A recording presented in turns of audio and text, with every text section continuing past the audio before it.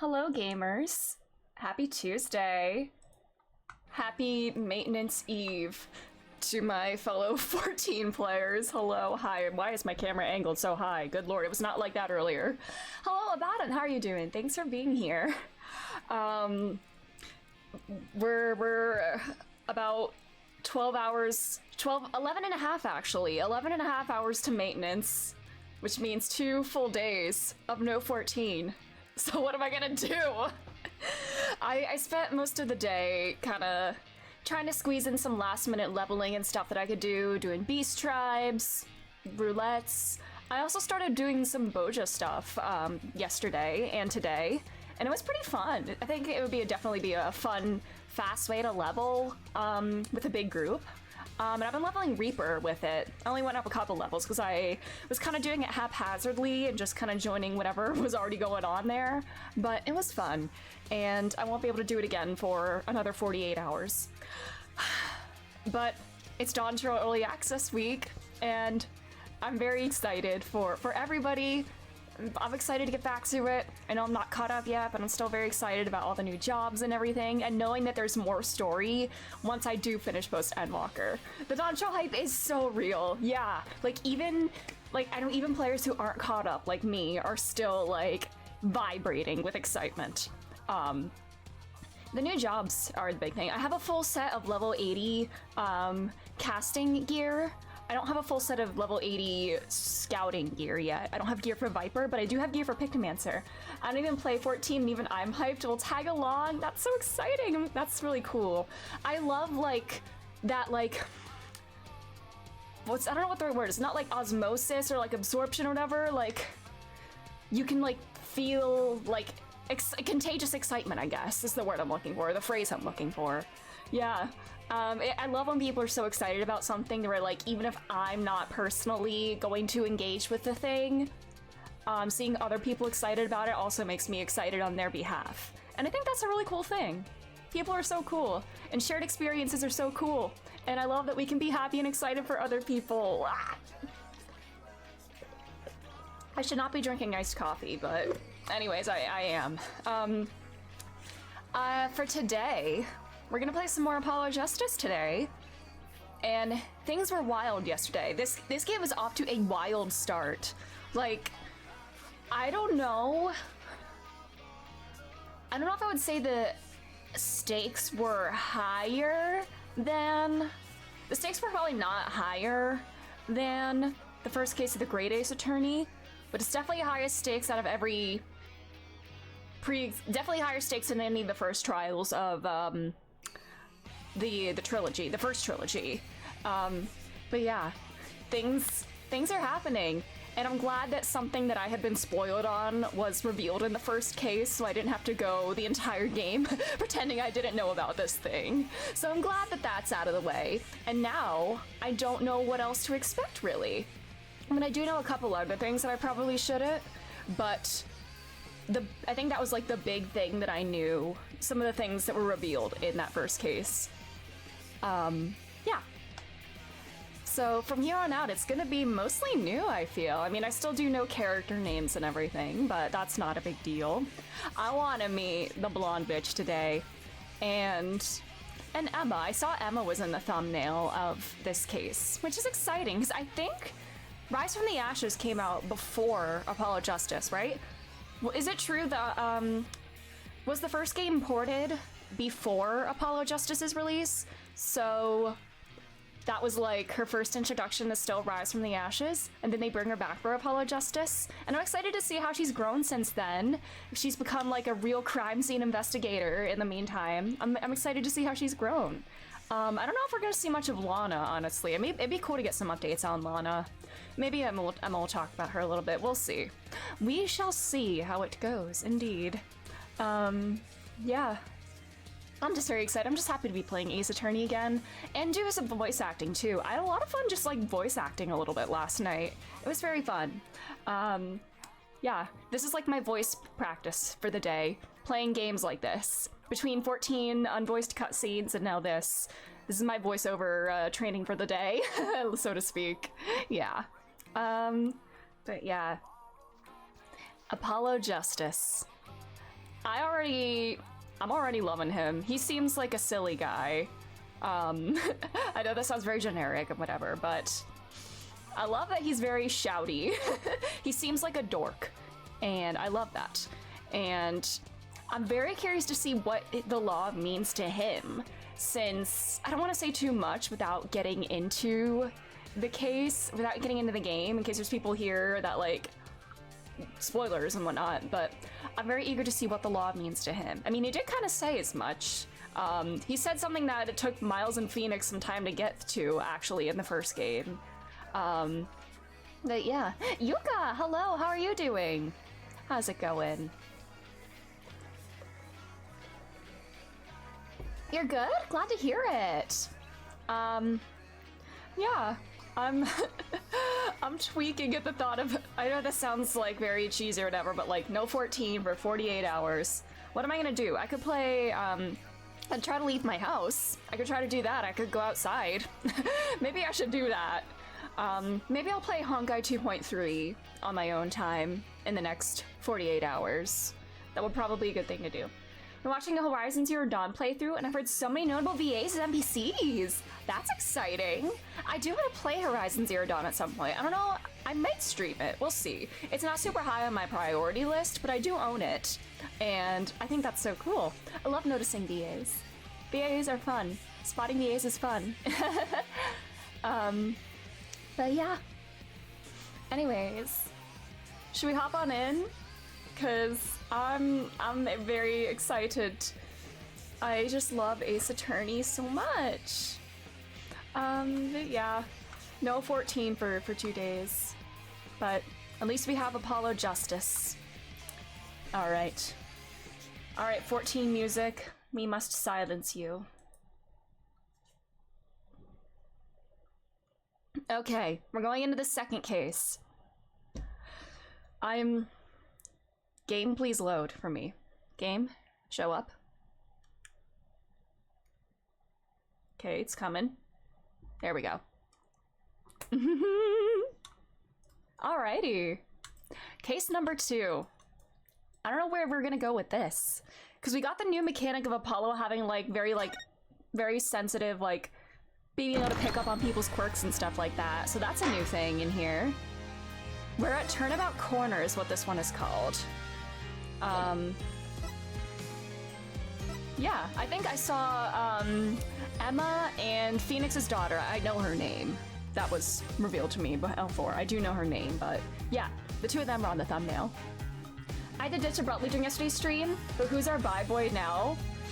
A certain blonde man. We've not formally met him yet, but I know he exists. He may be our rival prosecutor for the game. I don't know, maybe. But anyways, case number 2. I'm curious to see what Apollo's journey with the law is gonna be. Cause, oh. Was this a bicycle wheel? Or just a wheel in general? As long as we draw a breath, the wheel of fate turns. Oh! Oh, Phoenix? What the hell? Girly? What is going on? I love these opening cinematics, too. What is going on?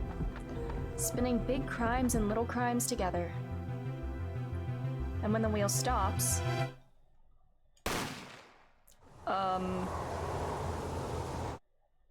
You die.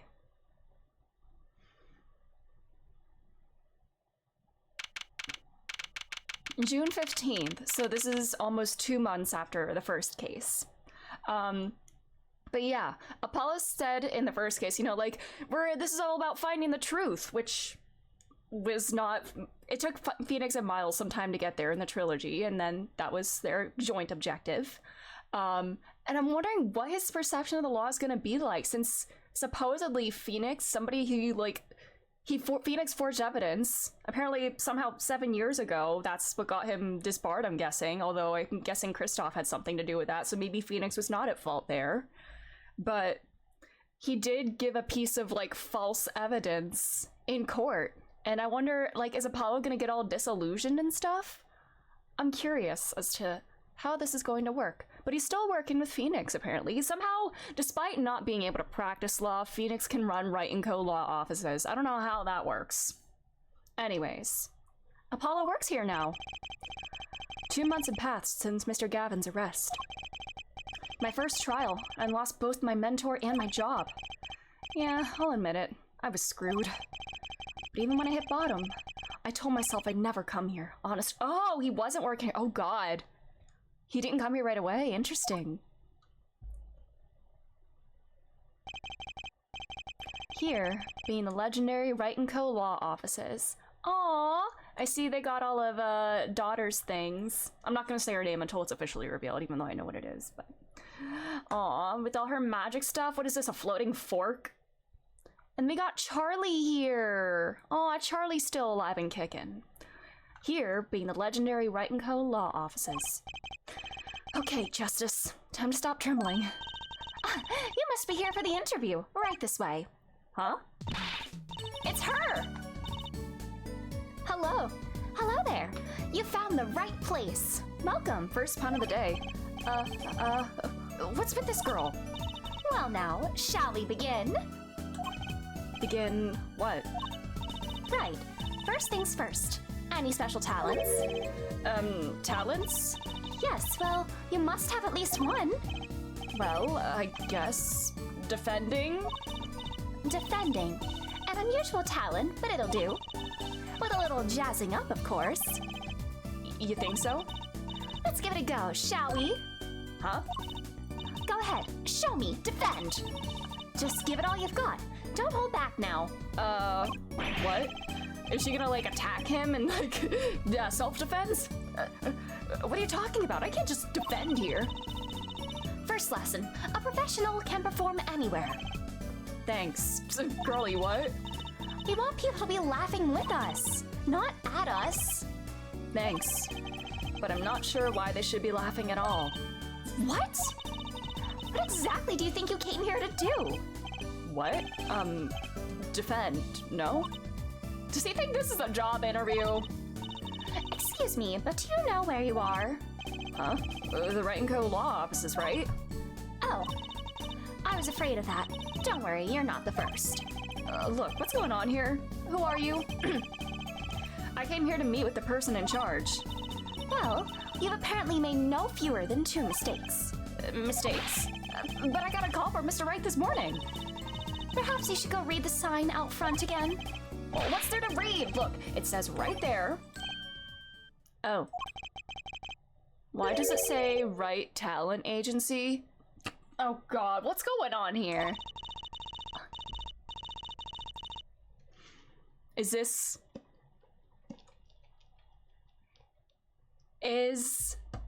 how Phoenix is still running a law practice despite being disbarred? It's called a talent agency even though it's not. It's the front of a talent agency. Welcome to the Wright Talent Agency, where you've always come to the right place. I'm Trucy Wright, CEO. I'm a magician. Trucy! It all came flooding back. The trial, that girl. Aww. Her. Hello, sir. Please pick a card. The daughter! Aww. Trucy! She's my daughter. Aww. Trucy Wright. Here, check out our flyer. Let me introduce you to an age-old skill. Fraud! Yes! That's Phoenix's new talent. I knew of her, but forgot her name. Now, I knew of her and her name before. That was one of the things I knew about this game before starting, but wasted my potential. How are you doing? From magic to piano, even your defense. Even your defense, I see. Here, check out our flyer. So, what's your name? Apollo. Apollo Justice, attorney at law. All right, let's examine everything. Ooh. Who's that? Wait. That's Shoddy Smith. That looks like Shoddy Smith and that- hold on, sorry, my face cam's covering it. Where's my video camera? What the hey? I can't like scroll up later. I'll do it later, but that looked like Shoddy Smith. Interesting. I think he might be Trucy's biological father. Especially if he was wearing a locket with her picture in it. That's my working theory at the moment. An old sepia-tinted photo of a man in a silk top hat. That's my favorite magician. I want to be just like him someday. Sure, nice. Guess it's good to have a role model. Even if he's gotta be well over 100. How rude! Yet yeah. I swear to God, it looks like Shoddy Smith. Kinda like the same angular face. And if he had the locket with Trucy's picture in it, mayhaps he is her biological father. Alright. Next stop. Next thing to look at. There are all sorts of strange paraphernalia sitting on top of the piano. Those are my magic props. Practice, practice, practice. A professional never leaves their weapons far from reach. But you can't play the piano with all this junk on it. No one plays here anyway, and the neighbors complain. Guess Mr. Wright really can't play. Jesus. She's got a mini guillotine. What the hell? What is that for? Like, cutting a baguette or something? Is that how, is this how Uchikoshi cuts his baguettes? Like, I wish I had thought of a different food than baguette, because that made me think of the Uchikoshi tweet about Sigma and Date, so... That's something else entirely. Hat. A blue silk hat, just like the one Trucy's wearing. Oh, that's just for show. Don't wear it, please. Last thought from my mind, honest. I put it there so clients can see it and know who I am. Nothing says magician like a silk top hat. Maybe it's a fancy cigar cutter? Could be. Although those are some giant cigars that they're putting in there. A strange split box leers at me from the wall. Is this one of those boxes for cutting people in half? That's right. Hiccup. This cabinet is used for an illusion called the zigzag. I've seen one on TV, but why is one just sitting here in your office? Oh, it's a little big for me, see? So I'm using it as furniture. Hats in the top, shirts in the middle, and pants down below. I think it's a nice touch, don't you? It's not exactly what I'd call a welcoming decor. Trophy, Charlie. This is Charlie, right? Don't touch Mr. Charlie. Still alive and didn't he grow? Did Charlie grow taller? Or am I just imagining things? Mr. Charlie? He's been in this office much longer than I have. Daddy's mentor had a great fondness for Mr. Charlie. Aww. He's lived here since Daddy was a rookie attorney. Mr. Charlie. Yeah. Come on, don't insult Charlie, Apollo. Now I take care of him.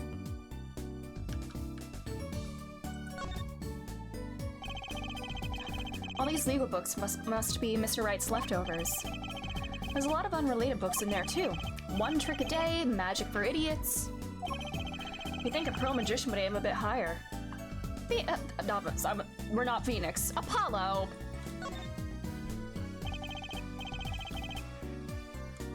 I see a teapot. I don't know what this is. I see tea. My first thought is tea. That means Edgeworth's here a lot. But then I thought, no. Whatever this is, this kind of like brewing thing here. Nah. Edgeworth would not approve of like this sort of like brewing. Like it's gotta be done right, you know, like over an open fire and stuff. Edgeworth does not microwave his tea. He would do it right. He would be insulted by this. So maybe Phoenix has this here for him, but hides it from him. I don't know. See, it's the two conflicting ideals in my mind, you know? Like Edgeworth is above that, but also I want those crumbs. I want the crumbs of Edgeworth coming here. Imagine how hard it'd be dating a magician. 1 minute they're there, then they disappear. Oh, for my next trick. They're not tricks, they're illusions, Michael. God, I hope Trucy says something like, they're not tricks, they're illusions. I think I've seen some fan art of her saying that, actually. The table doesn't look very sturdy. You never seen one of these? It's a magic table. So, like, you make this teapot disappear? So you might think, but that's not it. Before your very eyes, the contents of the pot change. From Earl Grey to Darjeeling. Kinda hard to see the difference, I'd think.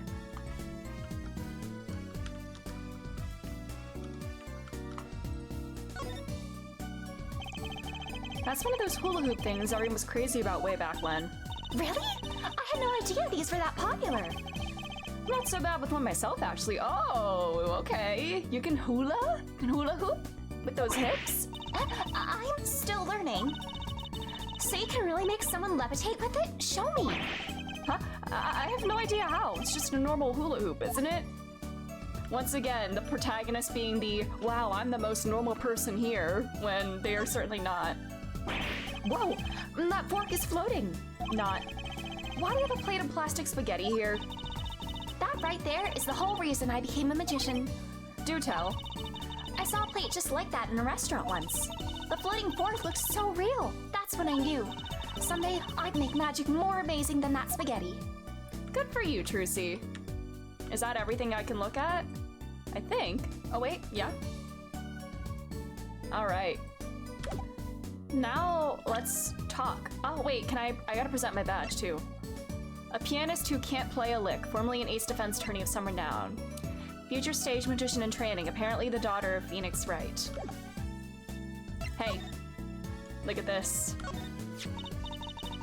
Oh, I've seen one of these before. That's an attorney's badge. It looks just like the one Daddy used to have. Now, if I take this badge and do this and this, see, it's gone. Hey, my badge! What did you do with my badge? He's freaking out. That is his most treasured possession. No need to worry. Just look in your pocket. Huh? No, wait, my pocket. Oh, wait a second, there's something in there. It's a flyer for your agency. And here's your badge. You can have it back now. That's the last time I let her touch anything of mine, period. I can't present profiles, can I? No. Just items.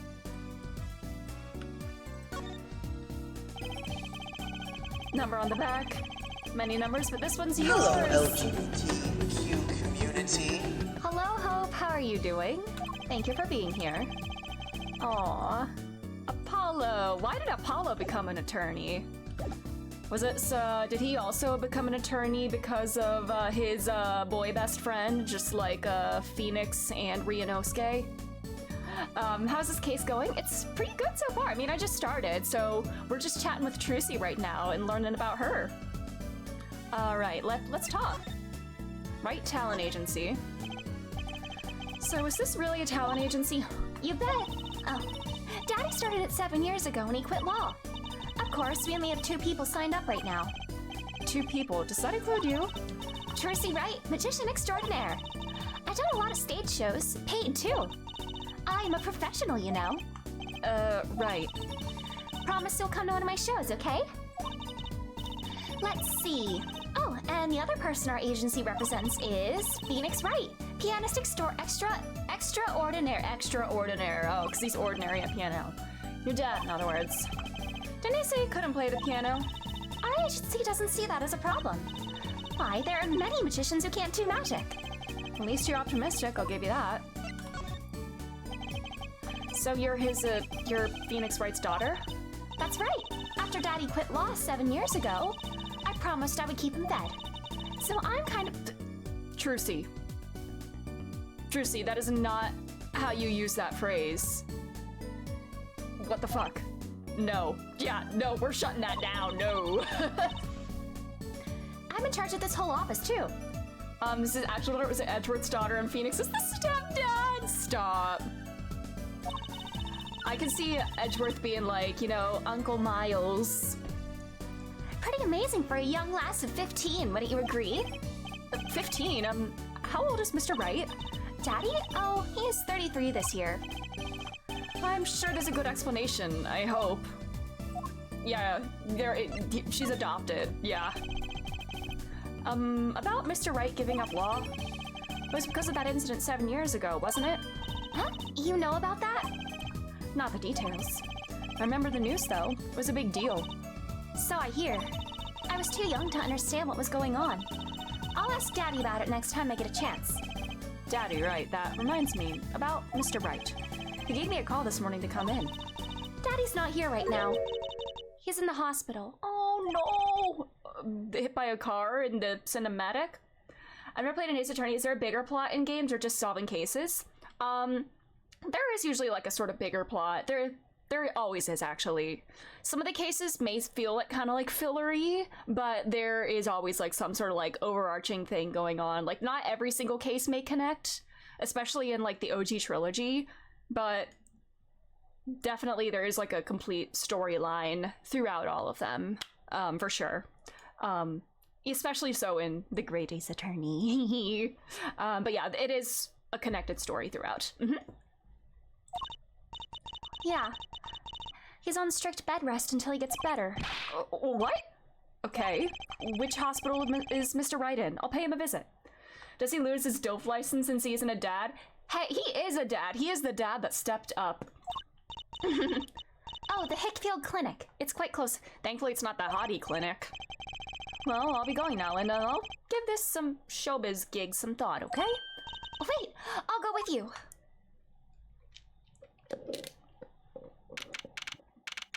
He's got a lot of movies. Oh, and a little baby piano. And his grape juice. Oh, Phoenix. The Steel Samurai is on there. So this is Mr. Wright's hospital. Oh!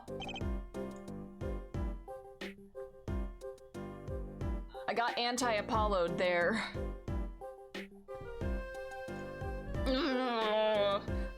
Thankfully, it's not the Hottie Clinic. Well, man is still here. Visitors, are ya?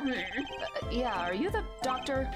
Yep, Dr. Hickfieldson. Oh, so he's a con. Changed his name. Okay. Good morning, Doctor. Oh, hiya there, Tracy. Okay, can we arrest him, please? Is this Daddy's room? Yeah, except he's gone for a morning checkup. Be back soon. How are you, Miss Trucy? Jail. Jail. Doctor, the nurse was looking for you. Get away from her. Get a job, stay away from her. I'm not reading that out loud. Oh, brother, get out of here. What an odd bird that guy was, to put it lightly, yeah. Should be a jailbird. Good morning. Didn't expect you so soon, Apollo. Mr. Wright. Okay, music. Look, I have one of these and you don't. What's this? Looks strangely familiar. How could you not recognize an attorney's badge? It's been 7 years. I've forgotten a lot of things. I guess 7 years are longer than others. Some 7 years are longer than others. Alright. Steel Samurai. You're watching that because Miles likes it, huh? And Maya. Maya and Miles. What's that on TV? It looks like some sort of action hero show. Oh, I know that one. That's the Sniffling Samurai. Oh, it's a different one. Oh, that's disgusting. Oh, that's disgusting. Ew. I had no idea you like this kind of stuff, Mr. Wright. Oh, what else is there to do when you're stuck in bed? Besides, the episodes will just keep piling up if I don't keep up, you know? I feel that. Try not buying them. Now's the only time I get to watch and write up my reports. Reports? It's a long story. Like a lot of things, actually. Okay. Mr. Wright's bed. It's really messy. Look how messy this is. You're just hopeless without me, aren't you, Daddy? Oh, brother. She's attempting to clean up. Ah! You got me. What can I say? I was raised in a barn. Try not to let word get out, Apollo, if you don't mind. Yeah, it might ruin your illustrious career pretending to play the piano. A swaying, spiraling stack of DVD cases. Steel Samurai, the Nickel Samurai, the Pink Princess, Zappy Samurai, Electric Bugaboo. They're all children's action hero shows. This kid I know keeps sending them to me. Maya! Aw, like a niece or nephew? Like a... something like that. Like a little, almost like your sister. Quite the collection. This kid's parents must be really generous with their allowance. I think her parents are dead. Mr. Wright doesn't seem like the type that kids would like. Apollo, he is great with kids. He's been great with the kids like throughout the whole trilogy. Yeah. Certain anime you watch but never, but will never admit you watch. Like Fairy Tail. I've never watched Fairy Tail. But I know that's one that a lot of people like feel that way about.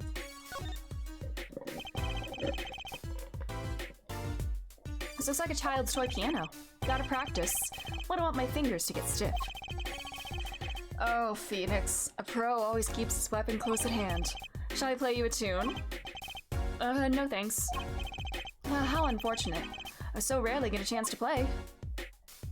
Grape juice.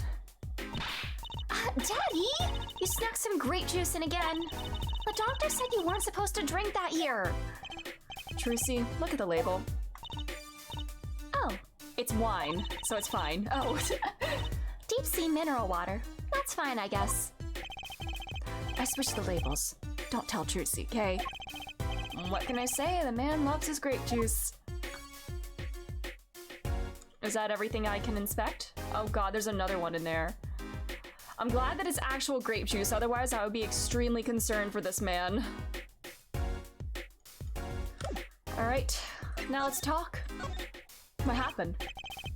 So, what happened? Who could have imagined it? Me, victim of a hit and run. You were hit by a car? Oh, he tried to swerve, I'll give him that. Picture me tossed 30 feet through the air, only stopping when my head hit that telephone pole. You had a telephone pole with your head? Are you okay? Are the spikes okay? Thankfully, my only injury was a sprained ankle. I mean, this is Phoenix Wright we're talking about. He will suffer the most, like, horrendous injury, or, like, go through something that would, like, be lethal for anybody else and come out with, like, only, like, a minor ailment. +1 Phoenix injury. Is it really grape juice? Reminds me they play sake with elixir. I think it really is, actually. I was gonna say, because I do think they talk about alcohol in these games. I do think it's mentioned. Or maybe it's not, I don't know. I'm pretty sure it is actual grape juice, and I don't know. I could be wrong. I could be very wrong. But yeah, another, Phoenix. I don't think Phoenix can physically be killed. Yeah. I had this theory, you know, like, Kazuma Kiryu and Phoenix Wright, they're the inverse of each other. Kiryu is physically incapable of dealing a lethal blow, while Phoenix is physically incapable of taking a lethal blow. Like, Kiryu could do something that, if anybody else did it, it would kill another person, but if Kiryu does it, it doesn't kill the other person. And Phoenix can survive things that normally, like, would kill another person, but he just comes out perfectly fine. So they're like the inverse of each other. But yeah, I don't know. Do you think Kiryu could be the one that could kill Phoenix? Or do you think because do their immunities or inabilities, like, do they cancel each other out, or do they still apply? If Kiryu's incapable of killing somebody and Phoenix is incapable of being killed, would those still apply, I guess? Or would they cancel each other out? That's my theory. I don't know. Or it's just, I don't know what the theory is. Like, it's a speculation, you know? Or something that, well, just doesn't sit right. I just can't believe you have a daughter, Mr. Wright. And she's so big. Not that. Oh, Apollo. All right. Today on Mythbusters. Oh, Trucy's still a child. Daddy, how many times do I have to remind you? I'm not a child anymore. But he'll always be Daddy's little baby girl. Oh, he loves his daughter. He is such a girl dad. Apollo, do you not know what a loving family looks like? I'm sorry. Something you should know about Trucy. She's a magician, right? She told me. Not a mere stage magician. She's a genius. Aw, Daddy. You'll soon come to appreciate her talent. You could just tell me things instead of insinuating them. Is it the same sort of talent that Apollo has? You know, like the new supervision stuff? That's what I'm thinking. So why did you contact me? What could the right talent agency possibly want with me? No need to get prickly now. Hey, I didn't ask to be dragged in like this. Huh? But didn't you come in the office of your own free will anyway? Well, yeah, of course. Help! We're in big trouble here at the office. Big! I thought someone was dying. So you don't think this is big trouble? My talent agency represents only 2 people, and one of them is in the hospital. That's right, Daddy. How are we gonna pay this month's rent and the groceries? Yeah, that's the problem with such a tight operation. Can you get, speaking of sugar daddies, isn't Miles rich?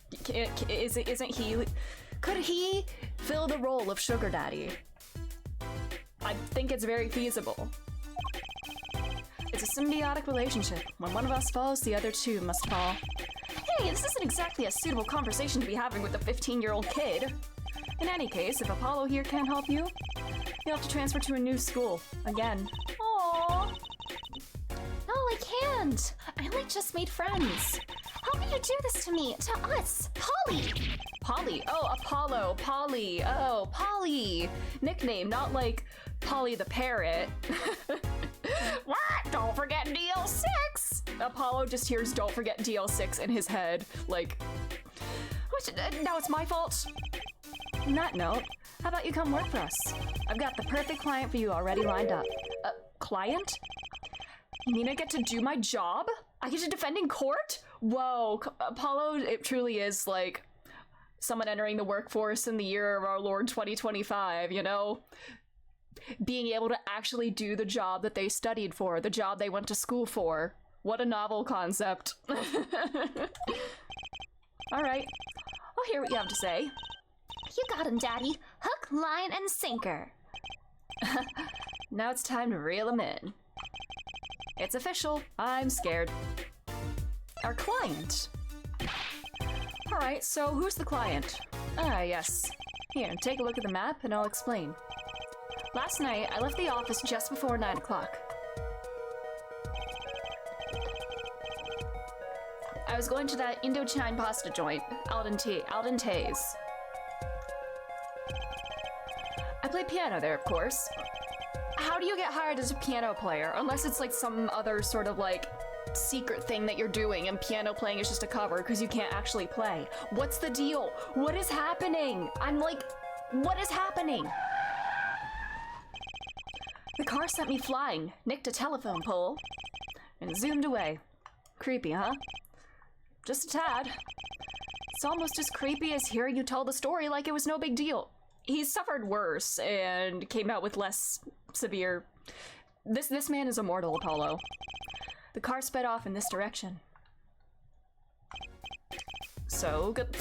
All right, that's all we have to work on. Nice. Huh? You wanted a client, didn't you? Well, I'm your client. Find the guy who knocked me into that telephone pole. Whoa, hold on. I'm a defense attorney, not a detective.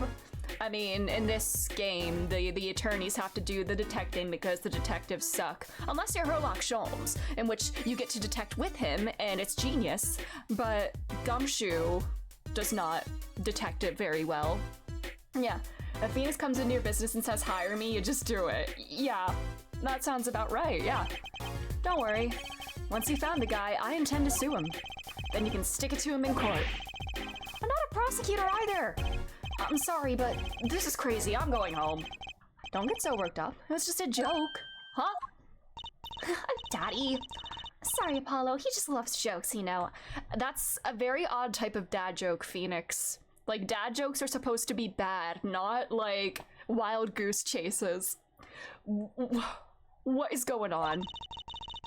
Even the ones that aren't very funny. Yeah, I mean, I guess that is a dad joke, you know. Your real client should be stopping by the office anytime now. The office? You mean the talent agency? No harm in going. It's not like I have anything else to do. One more thing. Do look into my accident too, would you? I marked the scene of the tragedy on this map. People Park. Should be easy to find. So he's going to make me investigate this after all. Okay. Alright, bye-bye.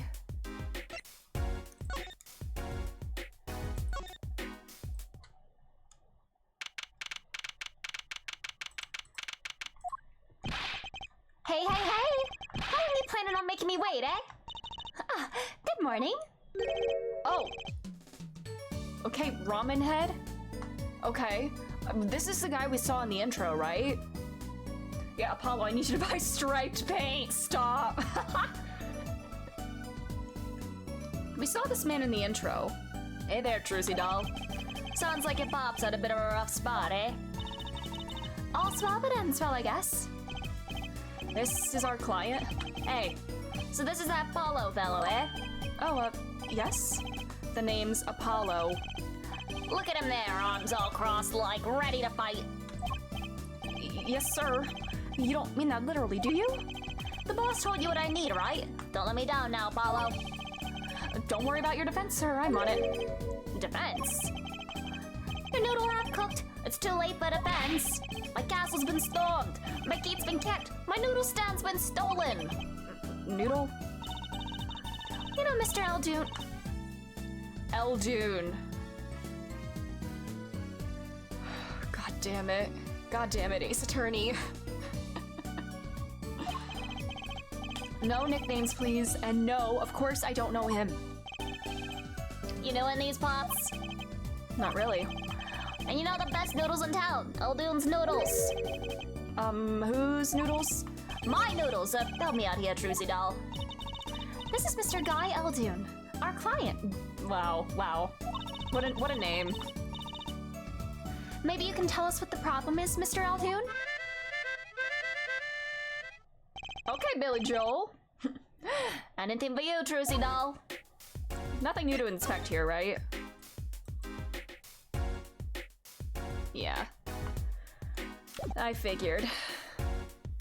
First, look. Yeehaw! Attaboy, way to flash him. Old Phoenix used to do that to my pops all the time. Your pop? Oh, Your father? do we know him? Yeah, he'd whip that bad boy out and say, put it on my tab, you know I'm good for it. A tab at a noodle joint. Who's this guy? So, you run a noodle stand, Mr. Eldoon. Guy Eldoon's the name, and noodles are my game. The secret's in the soup.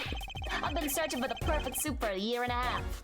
Oh, that's not that long, really. My family's been noodlemen for generations. Got a lot of expectations on my shoulders. 15 fathers passing the noodle to 15 sons. That's a pretty old noodle.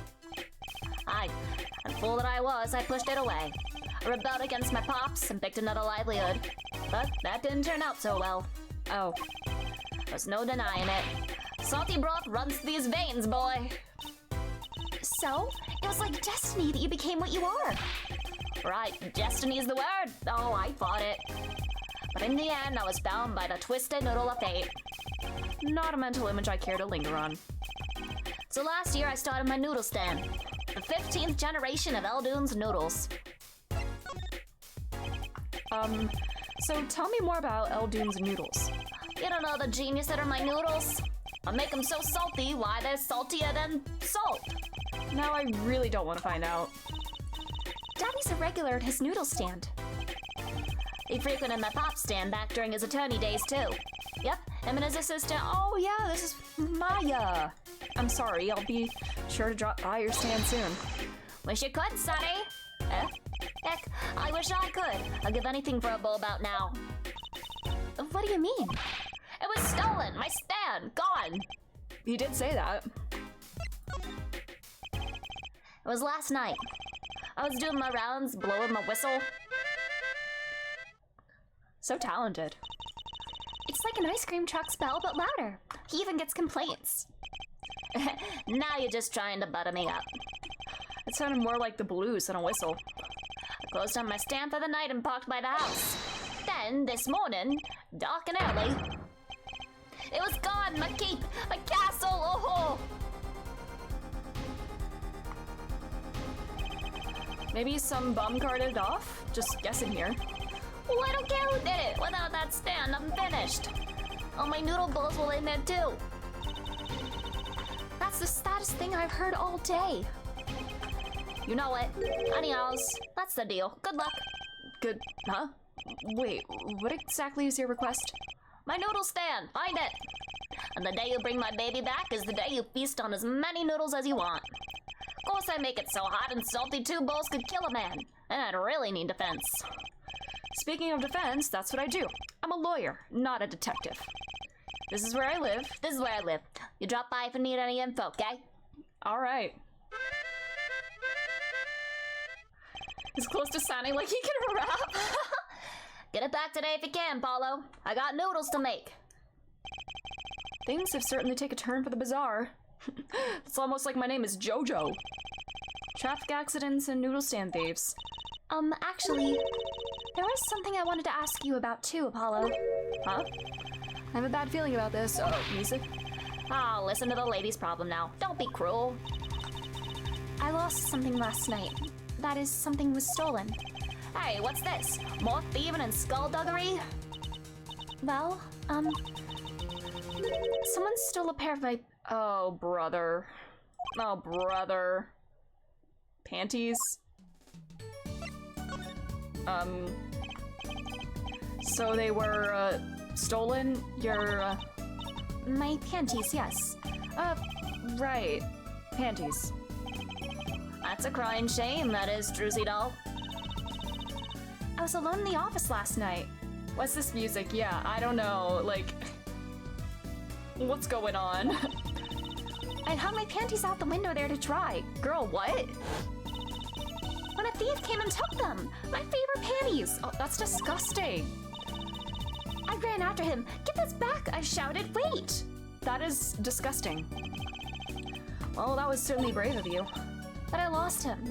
Stolen by Mr. Krabs! Stop! Are you feeling it now, Mr. Krabs? Without those panties, I don't know what I'll do. Dawn crying shame, yep. Are they like magic or something? Like, are they a prop? They've got to be a prop, right? Why? Because why else would she be so upset, you know?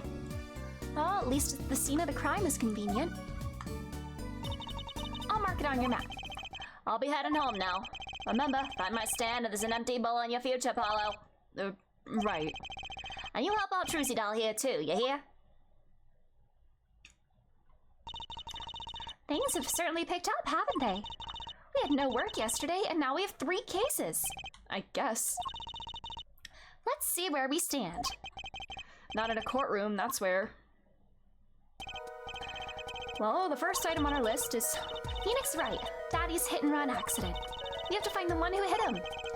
Who's going to pay us for this again?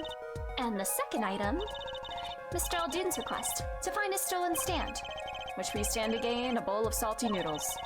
And the last request is mine, to find my stolen panties. That bowl of noodles is looking better and better. Oh, Apollo. You did not sign up for this shit. Let's go, Polly, to the streets. Aren't you enthusiastic? How could I not be? Let's crack these cases, you and me. Guess we might as well get started. Let's see, a hit and run, a stolen stand, and last but not least, stolen panties. Alrighty. There's nothing new here, is there? Oh, there is. Okay. We'll go down the line then. He's gone. Okay, so... nothing new to do here. Daddy always loves his examinations, especially cross-examinations. Don't ask, Justice. You don't want to know. What kind of examinations are they doing? Alright.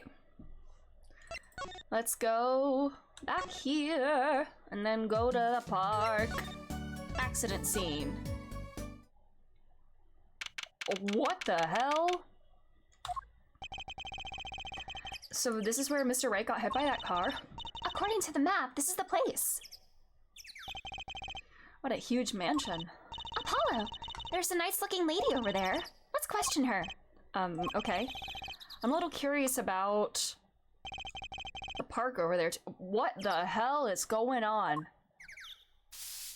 Oh, hello? Excuse me, can we have a few words with you?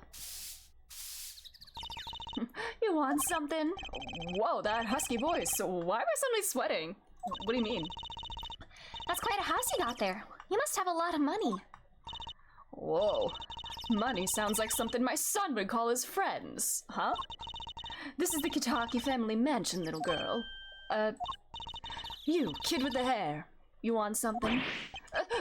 Me? No, not a thing. Bye.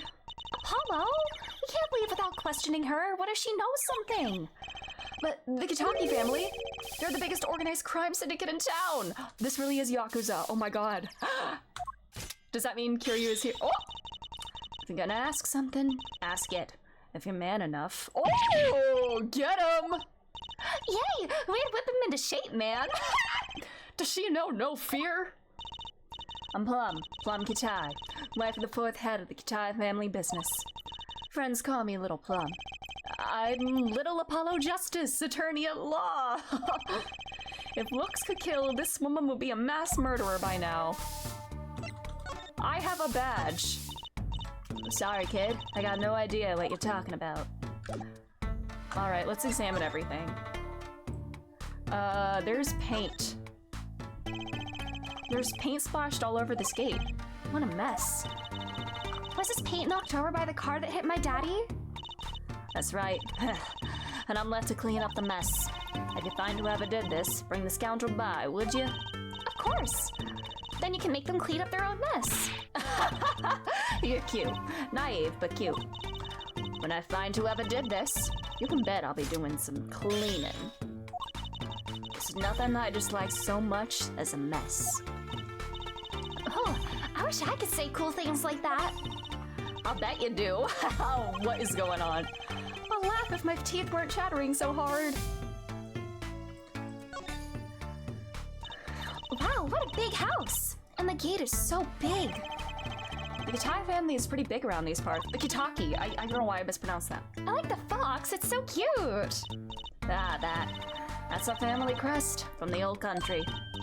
Your family crest? We're clever as the fox, and our teeth are sharp. So it's like a motto. You need a crest too, Apollo. Ooh, how about the scales of justice? Or a Lunarlander? I'll pass, thanks.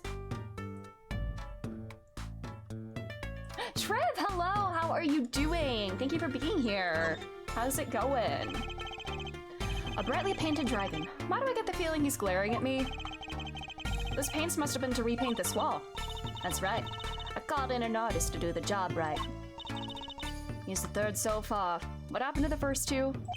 The third? You're chillin'? Nice. I'm doing quite alright as well. Just chillin', gaming. Lawyer stuff is happening.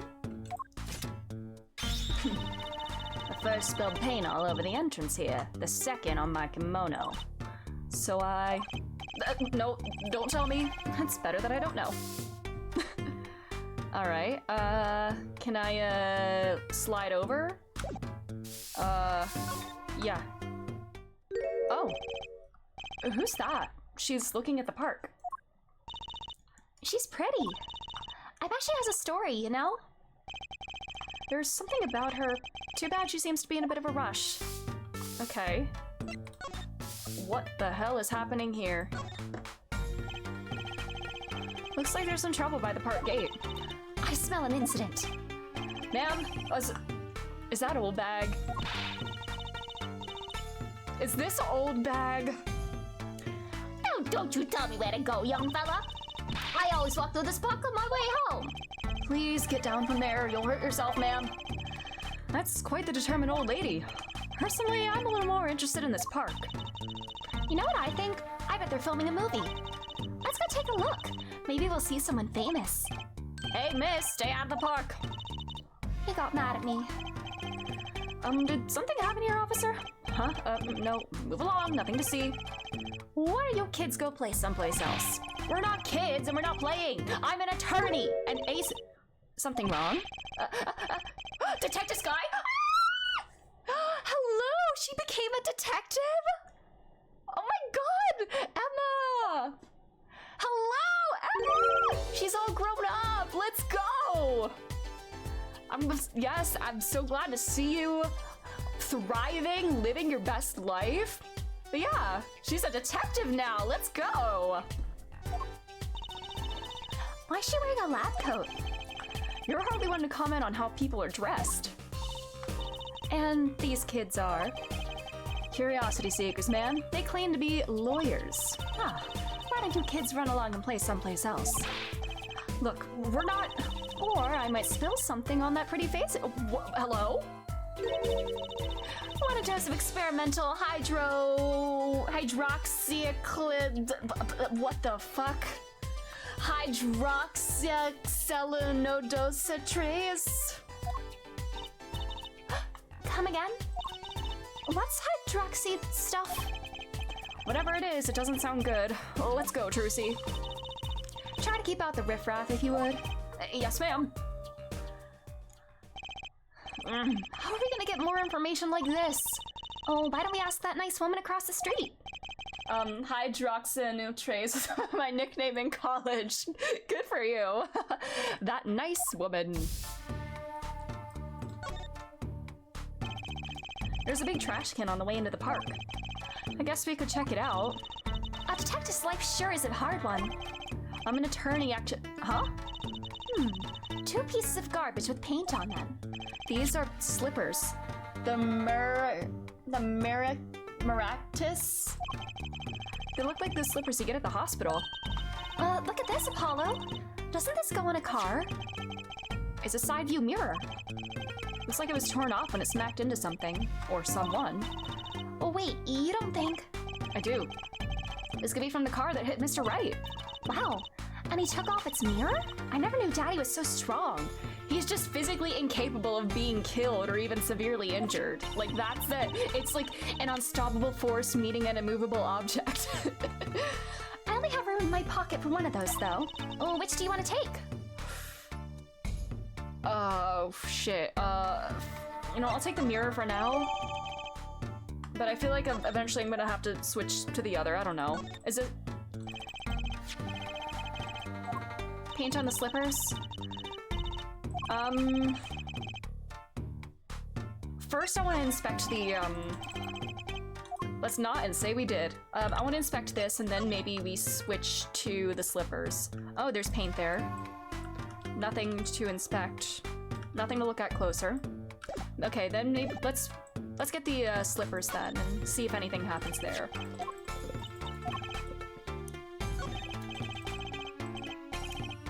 Look at us, tampering with a crime scene. Righto! We've said worthy and righto in this game so far already. Damon Gant lives on. And now we got Emma Sky here too. Slippers for patients at the Maractus Clinic was found there. And then yellow paint. Oh, leaf. The bottom is covered with paint. Huh? Uh-huh. Ooh, what's this weird shape here? It looks like a leaf was stuck to the bottom and the wearer stepped in some yellow paint. So the outline was left when the leaf was removed. I got paint on my hand. Apollo! I saw you try to wipe your hand on my cape. Okay. Interesting. Hello. I gotta say, I'd really like to know what happened here. Hey, I said no one goes in. Unless you want a face full of no dice. People Park. People Park, huh? Kind of an odd name for such an empty place. I wonder why it's named that. Hey, there's something written on the gate post. Huh? Oh, yeah, it says, donated by Big Wins Kitaki. You mean the Kitaki family built this park? It's so nice of them to give to the community like that. Let's not get too friendly with them, shall we? A gangster building a park. Odd move for a crime boss. Nothing else to inspect? I mean, there's swapping the things, and that's it.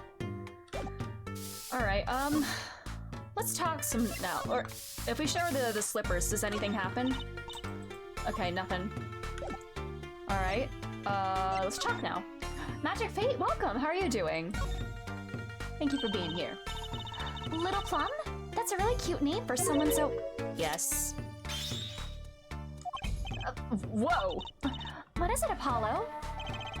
How about you go through me when talking to her, okay, Trucy? Huh? That seems like a bit of a needless procedure. I'm a lawyer. I live for needless procedures. Oh, little girl, you should know. We're gangsters. Gangst? Oh! That means you're the bad guys. Trucy, through me! Please, I'm begging you here. The bad guys. I like the sound of that.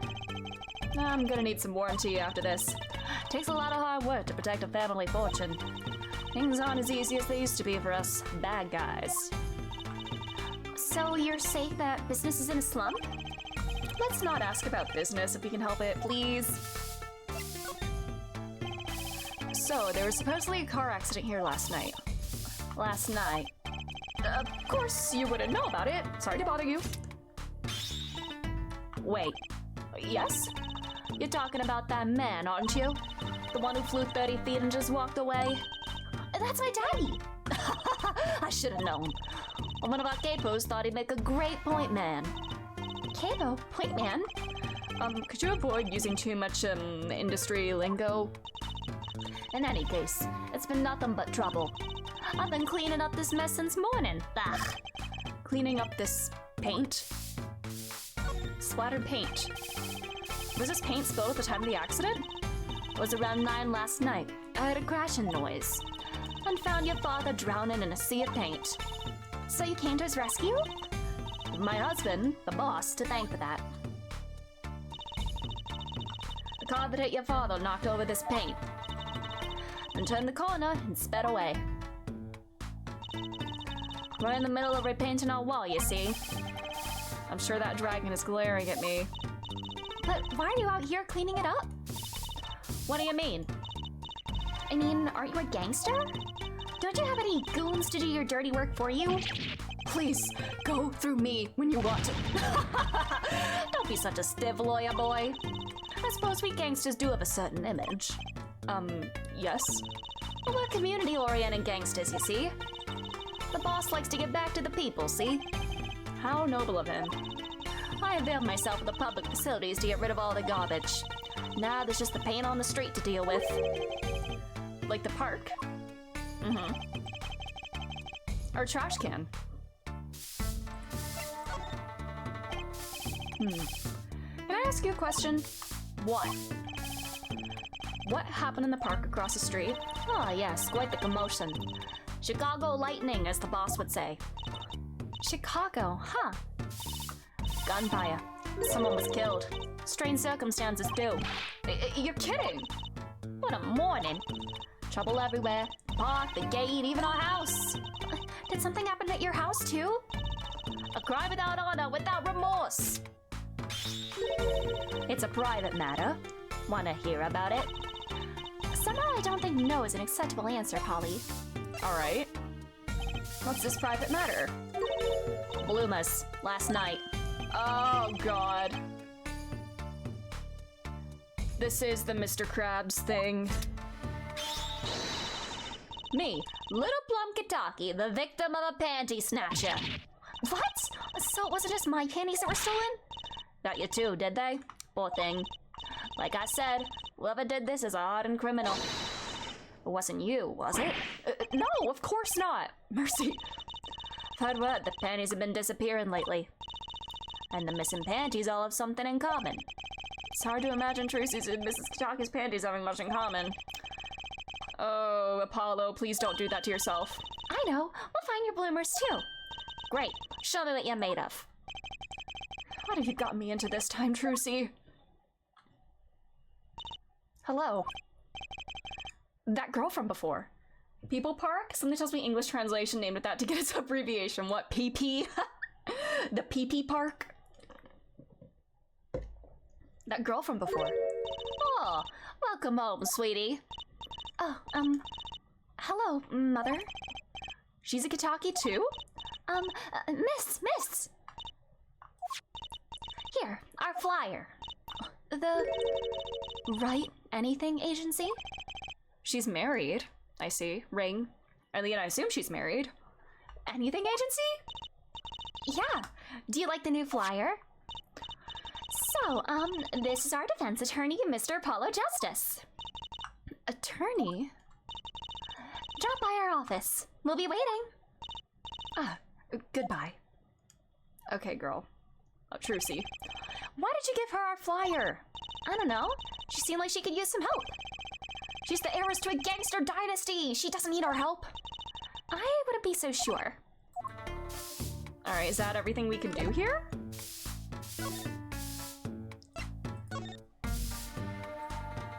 I mean, we have the, trash can and that's it. I don't know if showing the, while we're here, I guess we'll try showing this to, Miss Kitaki, see if that does anything. If not, then it's okay.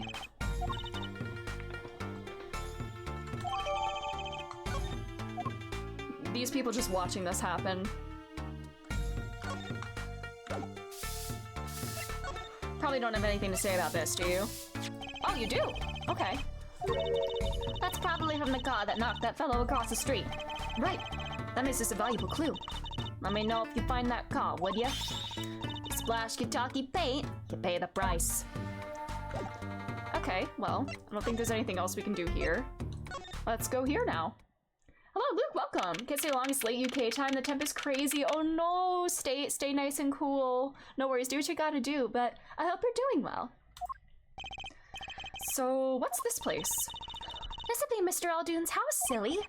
Oh, so this is where Stan was stolen from. I can see a piece of evidence lying on the ground already. Oh, I see Doggy. Hey! Oh, Merakti's clinic. This is where those shoes came from. Somebody was wearing these shoes at the time of the accident. Or walked across the ground, because there's paint on the bottom of the shoes, so they'd had to have stepped in paint. What's with this sparkly entrance? What is this place? A hospital? There's a sign. Meraktis Clinic. Oh, that's where the thief went. The thief? The one who snatched my panties. He ran into this clinic last night. Wait, Wait, maybe that police car is here to find my panties. I doubt it. Well, there's only one way to be sure. Let's investigate. Ah, there you are. Ah, there you are, Sonny. Well, you find anything yet? No, not yet. It's just not a standard in the houses UK as before global warming in the UK. They never experienced this whole thing. Oh yeah. Climate change, global warming, it's a scary thing. And the past week in the US was like dangerously hot. And I'm sure the whole world is feeling it, but that really sucks. I'm so sorry about that. Yeah, we live in a society. The longer you loaf around here, the saltier your victory bowl gets. Just remember that. This bowl of noodles is sounding less like payment and more like punishment. I showed you my badge already, right? I showed you my badge, please respond. Yeah, nothing new there? Alright. Anything to say about that? Nope. Yeah, Brits aren't built for the heat. In the UK, we can manage and adapt in other countries, but not here. That really sucks. I'm sorry.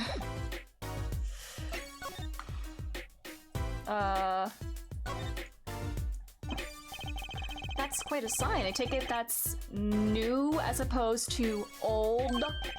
Ah, you like it? Made it myself, I did. I meant to write noodles, but ran out of space. Prior planning prevents poor performance. Lucky for me, it spells a word all by itself, and spruces up my image, it does. It does have a certain power, willful denial thing going for it. Looks like the Olodrome is connected to that sink over there. Connecting rainwater to do the dishes. How environmentally conscious. You don't think he uses rainwater to cook his noodles and make the broth, do you? Oh, I'm sure he finds the best water money can buy. Taste is his business, you know. Look, that sign over there. Aldoon's only uses water from all natural resources.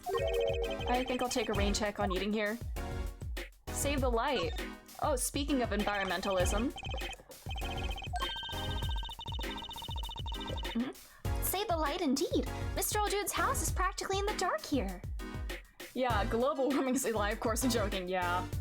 I know, the people who believe that it's a lie are just baffling, yeah. Like, weather has been getting more and more severe, like, in all types of weather, like, not just heat. It's been getting more and more severe over the years, and it's horrifying. And most of my blinds close during the day, like I'm living in a morgue, it's depressing, but at least it's cool. Hey, whatever you gotta do to stay cool. A car I see is great, but I don't sleep in it, so I may get a fan going. I've been sleeping with the fridge plugged in, oh man. So I should adapt. Well, I hope you can adapt well, and hope it gets to be at least somewhat tolerable. Yeah. I guess the hospital clinic next door blocks the sunlight. Everything's gone wrong since they built this monstrosity. Like, they're stupid in denial and they not even realize, for real, yeah. Broth needs sun or it rots. What's a man to do? They just want my customers to get food poisoning so they can turn a pretty profit. That seems like a lot of trouble to go through for a few extra patients.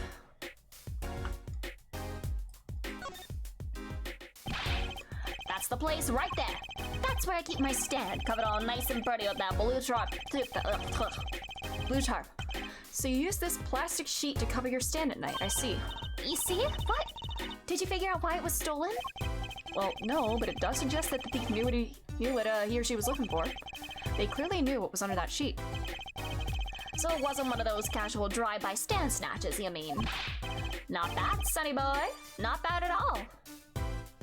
Doggy, hi! Look, a doggy! Good boy, Salty. I'm sure the dog has a real name, Trucy. Yep, sure does. Name's Spoon, and it's a she, by the way. Spoon doesn't seem so lively. She didn't get a bowl of salty broth this morning, that's why. Aw, poor little. Aw. Apollo, let's find that stand soon, for Spoon's sake. Yes, agreed. We need whatever would make Spoon happy. We gotta do it. This house it's old. It's been well loved, that's for sure. I'm almost tempted to get one of those expensive mattresses to stay cool to whatever temperature you set. Oh my. Yeah, like, is it like one of those, like, I don't know, like one of those, like, cooling kind of things? Or is it like an electronic one? Or... It's lived here with my wife for many years now. It's got character, though. Just like my soup. I wish that character was a positive thing. Oh my god, lawyers in this game are so sassy. Bowl. Is this yours, Mr. Eldoon? Hey, but there's the heart and soul of Eldoon's noodles. The bowl absorbs my salty soup. Pretty soon, it's gonna taste just like noodles. Wow, it does smell like noodles. All my other bowls got taken away with my stand. Get it back to me, sonny boy, I'm begging ya. Alright. Anything else to inspect? 3 shots for the price of 1.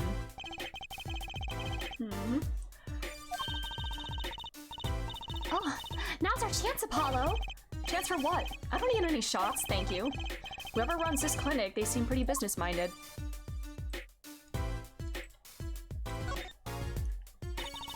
That doorway sure is sparkly. The Maractus Clinic, huh? Looks more like a casino parlor than a hospital. They must be quite profitable. Funny, it looks closed. Maybe they're on vacation today.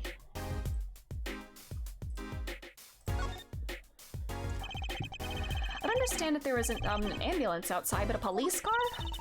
Maybe they're tax evaders. Oh, sorry, miss. No going into the clinic today. Did something happen? Huh? Oh, no, nothing to see here. Move along. You'll have to find someplace else to play doctor. Do we look like the right age to be playing doctor? We need a little more info on this Maractus Clinic.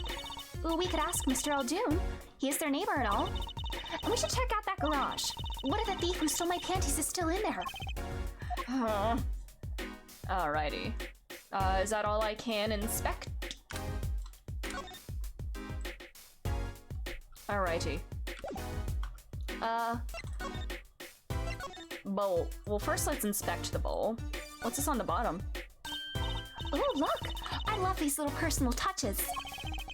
Seems like a shame to hide it on the bottom of the bowl. Huh? When I touched it, the paint flaked off. Is that fresh? He must have painted it on by hand with warm, professional care. After buying the cheapest paint he could find with cold professional thrift. It's the Eldoon's Noodles mascot, Mr. Salty. He's so cute. It's not a very endearing mascot, is it? You know, come to think of it, it looks a lot like you, Apollo, especially the red parts. Can I help it if I like red? Man, who's gonna be the blue to my red? Surely not blonde bitch, even if he doesn't actually have any blue on his outfit. Anyway. Anyway. You can tell my bowls by the Mr. Salty logo. The mascot of Eldoon's Noodles. They come to the stand, they sit, they drink deep from that bowl. When they see the bottom, their face looks just like Mr. Salty's. Genius, no? Very high concept. I think it's pricey, but I've heard the bed jet is a cool AC unit. It attaches to a bed frame that has a tube that feeds it through the mattress. Oh, that seems really nice. Cool. But yeah, if it's expensive, yeah. You can't ply a trade if you don't love the tools. Remember that. Yes, sir. Teresi has a thing for professionals, clearly. Alright, now let's chat. So your stand, Eldoon's Noodles, was it? Aye, passed down from father to son. That stand's seen its share of salt, Salt runs in the family, I might say. Bet high blood pressure does too. So your stand, Eldoon's Noodles, was stolen. Oh, it wasn't just the stand that was stolen, sonny boy. I lost his wobbly wheels, my salt-crushed stew pot, my stained side. I didn't just lose a stand, I lost a legend. No one steals a legend and gets away with it on my watch. Let's find that legend, Apollo. I think the girlfriend reviews couple talked about it on stream last year. Oh, I've been thinking about it. Nice. Yeah, it's good to get those kinds of reviews and everything beforehand. Is it about time you bought a new one anyway? Are there any more details you can give me about the stand? You bet, sonny boy, it happened last night. I was blowing my whistle like always, crying the town I was. The smell of broth filled the streets, thick and salty. I got home, well, right before 10 p.m. I reckon. Guess it's not aiming for that late night market. I washed my bowls and gave the wheels a squirt of grease, then I went inside. When did you notice it had been stolen? Early this morning, before the sun rose. Work starts early. Do that many people eat noodles for breakfast? I'm washed up on the salty shores of ruination. That stand had my whole life in it. Nay, my whole being. They took everything? All my soup stock, my noodles, my bowls, and my dreams. At least they left one bowl. Look, there, on the ground. If you don't find that stand today, then I'll be forced to walk the streets peddling that bowl, my last bowl. Please, I'm under enough pressure here as it is. The garage. That's it. That's where the thief who snatched my panties ran to. It's a crying shame, that is. If I have to steal, I'm making my loincloth, not some pretty girl's. Yeah, yeah. Good lord. The garage, right. You don't think the thief lives here, do you? Nah. I wouldn't put it past that good-for-nothing doctor. Let's make sure to check out that garage thoroughly. Hey, do you think something happened next door? There's a police car out front. Yeah, probably gave someone food poisoning, I'll bet. Anyone's at risk of giving someone food poisoning. That police car got here this morning, actually. I asked what they were up to, but they wouldn't even tell me, the neighbor. Ugh. Not that I was surprised much. The doctor works for the wrong crowd. It was just a matter of time before he got what was coming to him. The wrong gangsters? Is that the Kitaki doctor? Is that all I can do here? Well, I talked about everything. Oh, I can go in there. Cat! This is the place. This is where that panty snatcher ran. Are you sure? Maybe. Let's look for clues. Clues to a panty snatching. Clues like a pair of panties. Trucy, could you try not saying panties so many times? Yes, please, for all our sakes. Pink phone. There's something about this car. Let's take a closer look. Oh, muffler. Something's in the muffler. Oh my god. Emma Sky, something in the muffler. This is Rise from the Ashes again. Reminds me, I once read a record of a case that Mr. Wright worked on many years ago. The Rise from the Ashes case. Apparently there was this car with a piece of cloth shoved in the tailpipe. That piece of cloth turned out to be a vital clue to solving the case. I remember that case record when I'm checking out a car. And I always check the tailpipe. Everyone's gotta have a hobby, I guess. Wouldn't it be funny if... Hey! There's something in there. What? Uh-oh. Wait a second, are these your... Ah! My panties! What? Already? What the hell? Wow, thank you, Apollo. You're a genius. Amazing. No, really, don't mention it. No, I'm serious. I'm really impressed. You must have a nose. Trucy, don't say that. What are those? My little panties, of course. They come home to Mama. I can't wait to use them. You're gonna put them on now? Trucy, what the hell are you doing? Nothing in them? Oh, they're magic, right? Where'd that come from? How'd that bowl get... Oh, my panties are an extra-dimensional space. Anything can fit in there. They're my magic panties. It's one of my best tricks. Magic panties. They love them over at the Wonder Bar. I do shows there nightly. In a bar? You mean those panties are a prop? You could have told me a little sooner. Alright. Oh, that's one case closed, I guess. What are you saying? We still have to catch the sly devil that ran off with the tool of my trade. Oh, right. Alright, someone tells me we're not finished searching the garage anyway. I mean, there's a phone here. A cell phone. Oh my god! Sorry to startle me. Kirsty, welcome! Welcome, thanks for the raid. Hello, raiders, welcome. My name is Angie. I play lots of RPGs and visual novels, and right now we are playing some Ace Attorney. Welcome! How is your stream? How's Chrono Trigger? Are you almost, you're close to being finished with that, right? But right now we are playing Apollo Justice, fourth game in the Ace Attorney series. Pain. Oh no, it's pain. Oh no, like emotional pain or like frustration pain. But yeah. If you need to like lurk, head out for spoilers because we are at the fourth game in the Ace Attorney series. So if you need to head out for spoilers, please do so. But I'm playing a new Ace Attorney game and it's going great so far. But yeah, hope your stream went well and thanks again for the raid. Oh, like end of game side quest nasty boss. Oh, I see. That does sound painful. But I hope it's not too stressful next time. I hope you can get through it eventually. I know you can do it. But yeah, we're pretty early in the second case of this game. We're in our first little investigation segment here. So yeah, thanks again. And again, if you need to lurk or head out for spoilers or anything, or take a screen break, please do that. And thanks again for being here. Alrighty. Well, we just found a phone under the thing. A phone. If the car moved, it would be crushed for sure. I wonder if it belongs to the doctor here. We should bring it to him later. There's a pink watch. I want to inspect that. Hold on. Is there anything to, like, investigate here? She Apollo on my justice till I objection. Exactly, Larry. How are you doing? Something the matter? I was just wondering if there was, like, a switch on these. Of course not! Huh. Mysterious. Oh? Do you still want to know the secret of my panties? No thanks. Who uses magic panties in a stage show anyway? Yeah. That's kind of weird. Alright. A phone. And a watch. Your head is pounding. Oh no, if you need rest, please do what you gotta do. Oh man. Look at this cute little watch strap. I want one. It's kind of odd though. What is? I mean, if you wanted to know the time, you could just look at the phone itself. Hey, you're right. Sharp, Apollo.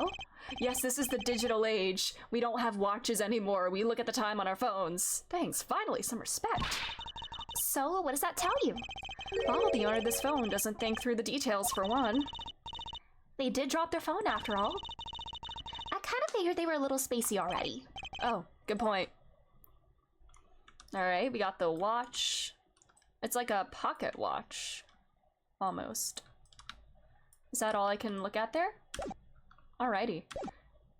Is that everything in this area? I guess so, yeah. Alright. We back it up.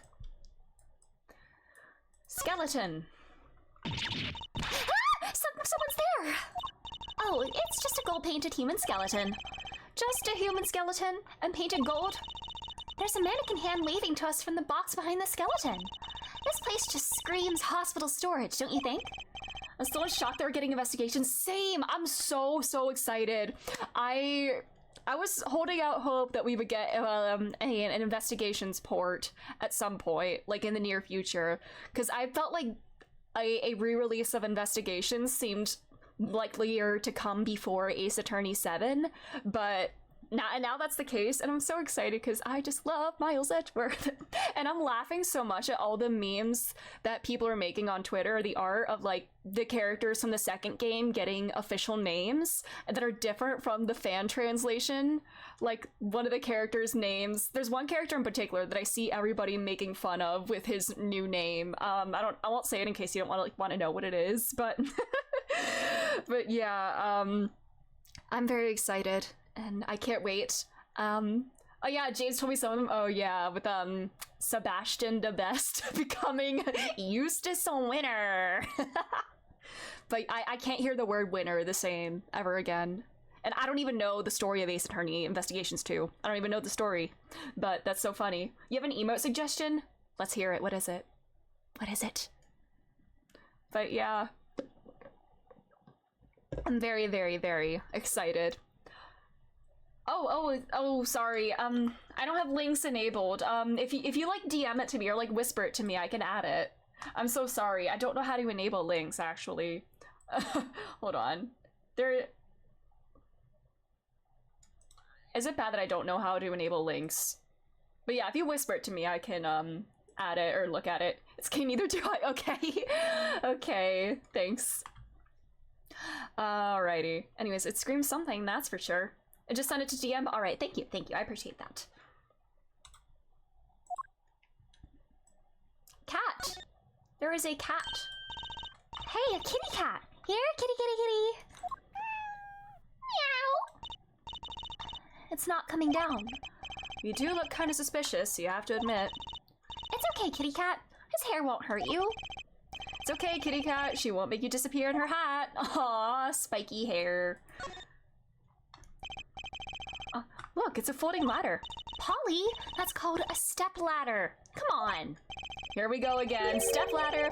A step ladder. How is that different from a regular ladder then? Oh, Apollo. Apollo, you have a lot to learn, buddy. It's a much more complex piece of machinery. It's like two ladders. Yes, thank you, Trucy. This is a step ladder because it's folded. It's not like built into the wall. It folds and you step on it. You don't climb it. You step on it and you stay on it while you're doing things. You don't climb the ladder to reach another level. You stay on it while you're like working and stuff. That's what a step ladder is. That's how it works. So you admit that it's basically a ladder, right? Hold on, did you send me this emote? Hold on, let me pull this up, this emote. I need to add this for sure.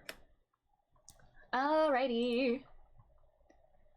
Oh my god. Alright, yes. Alright, we'll add it. Rah! For the when the wolf inside goes crazy. Thank you. Thank you. That is a good one.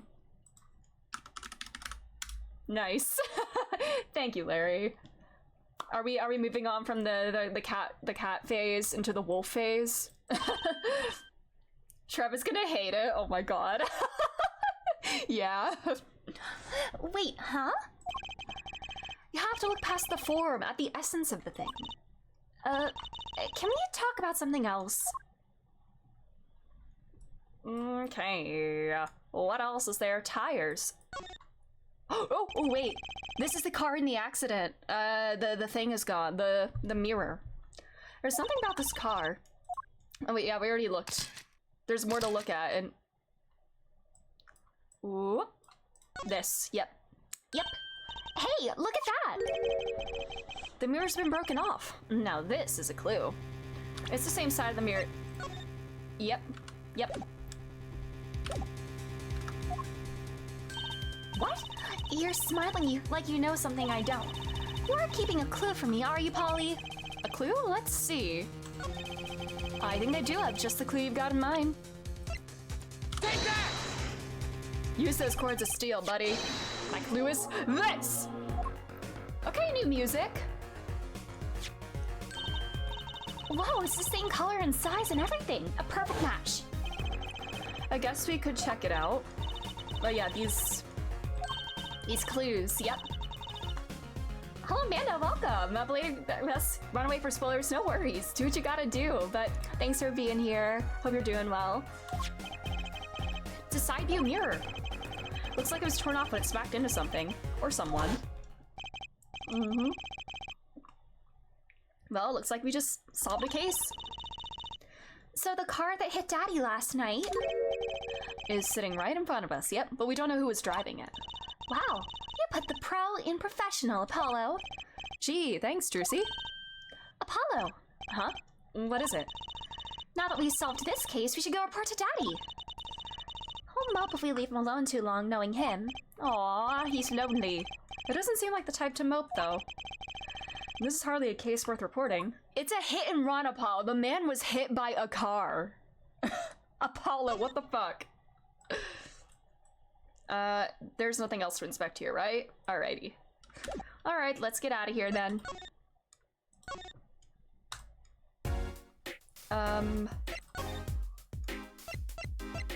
Back here, and then back to the hospital.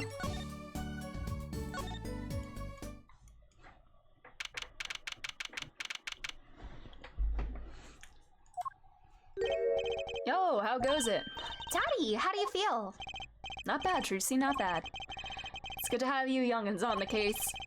Little Daddy-O gets some well-deserved... He's such a dad. He is such a dad. Such a loser dad. The elderly need their rest. Not elderly. Is he only 33? Yeah, he's got one foot in the grave, Apollo. Anyone knows 30 and older is, like, geriatric.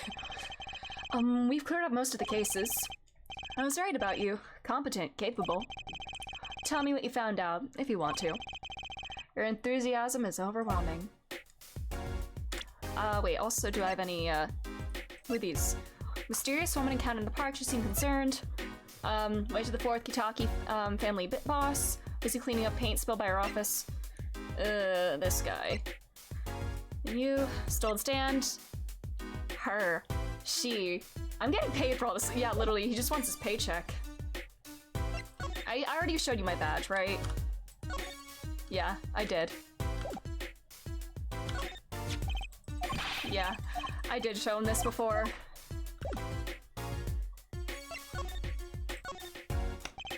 Oh, I certainly didn't expect you back this early. Polly is amazing. He found my panties so quick. Almost like he was the one who stole them. You have an interesting concept of praise. And, did you find the mad driver who gave me that 30-foot toss? Apparently, it was a doctor from the Maractus clinic. Maractus, eh? I've heard of them. Nothing good, mind you. That reminds me, a police car was parked outside the clinic. Maybe something happened. What is this Maractus clinic anyway? All I've heard are the rumors. That clinic's been making good money, in a bad way. Bad? Ties to organized crime. The Kentucky. Or do you mean Kentucky? Yeah. He did that on purpose. Oh, he is a dad for sure, with those bad jokes. This is the kind of thing my dad would say, you know? Wordplay. He is very dad. I love you, Phoenix. I love him so much. And this button, too. I swear to God, this is the same button that Emma wore in Rise from the Ashes. I hope she makes some sort of comment on it. Some injuries you can't take to a public hospital, see? They use the Maractus clinic for their patch-up jobs. Interesting. It looked like something had happened in that park. Ah, the body was found there in unusual circumstances. Something more unusual than being dead? It's not our concern in any case. Right, let's ignore that and find the noodles. Yeah, whatever happened to professional curiosity? Yeah, the noodle stand is more important than a dead body. Thanks, really. If I get tired of sleeping, maybe I'll head down to this Maractus place. Maybe hit him up for some reparations. A little legal action would do me some good. Oh my God, wasted. Did you have your Apollo moment here? I was wondering when I get paid. It was your turn for the Apollo dodgeball. We solved the case of your accident and found a missing article of clothing. My panties! That leaves a noodle stand. Feel free to drop in if you get stuck. I'll be happy to help with anything not involving money. Goodbye, quid pro quo. Hello, pro bono. Right, back to the office to plan our next move. Alright. Back here now. Oh, she's here. Oh, the flyer. You're the woman from the Kitaki place. Yes. I knew it! Something's the matter and you want our help, right? Well, you've come to the right place. This way, please. Thank you. My name is Alita Tiala. Alita Tiala. Alita, what's the pun there? I have a request. Look at my badge. An attorney's badge. So you really are a defense attorney. Please, I'm counting on you. I need your help. Okay. Your request. Let me guess. Something's been stolen? Your flyer. It says now defending, so I thought... What? You mean you want me to defend you? Maybe you can tell us what happened? Were you hit by a car? Did someone steal your stand or your panties? No. I'm not the client, actually. The client would be my fiancé, I suppose you'd call him. Fiancé? What happened to him then? He was arrested this morning. The charge was murder. Murder? The guy in the park, yeah. Have you heard about what happened in the park? Let's do this. What's your story? With this music in the background, yep. You frequent the Kitaki Mansion, yes? Are you a member of their, organization? No, not yet. Not yet. You see, I'm to be married next month to the boss's son. The boss's son, so he's a gangster. Yes, but the Kitakis are locally responsible gangsters. I thought it'd be nice for a change. Quit my boring job, live the good gangster life. I think you're onto something. Mrs. Kitaki, I like the sound of that. I'm not sure your daddy would care much for that. Alright, murder in the park. What happened? I haven't been told all the details, but I do know a body was found in the park, near the Kitaki Mansion. There were a lot of police cars there. Apparently, the victim was shot with a pistol. But I hear the circumstances of the shooting were rather unusual. And your fiancé was arrested for this? What sort of person is your fiancé? Your fiancé is the Kitaki family's only son, correct? His name's Waki. Waki Kitaki.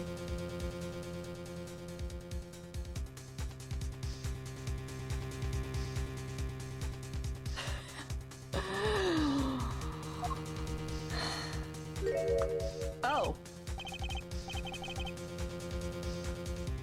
I don't even know where to start. First off, the fucking shirt. The evil has returned. This is Rise from the Blue Badger, Emma Sky, the stuff in the muffler. This is Rise from the Ashes all over again. I know. Oh, he can be powerful and menacing, but so cute. Oh, brother. But if he's the boss's only son... Yes, I'm sure I'll take his father's place someday. Say, I'm a boss already of this agency. Please help my Waki, please. Right. My first solo defense case. Crime boss's son or not, I'll prove he's innocent. You don't even know if he really did or not. I prepared a letter of request. I know you need those. All right. Right. Let's go check out the scene of the crime. All right. Nothing. Oh. Huh? Hello? Sir? Hit request? Really? Like calling a hit or hitman. Oh, you mean gangster talk? So does hit mean to defend in gangsterese, well, hitman? I certainly hope not. Something tells me she's the wrong. Let's hope. Let's hope this is the wrong envelope because otherwise this looks really bad for him. Alrighty.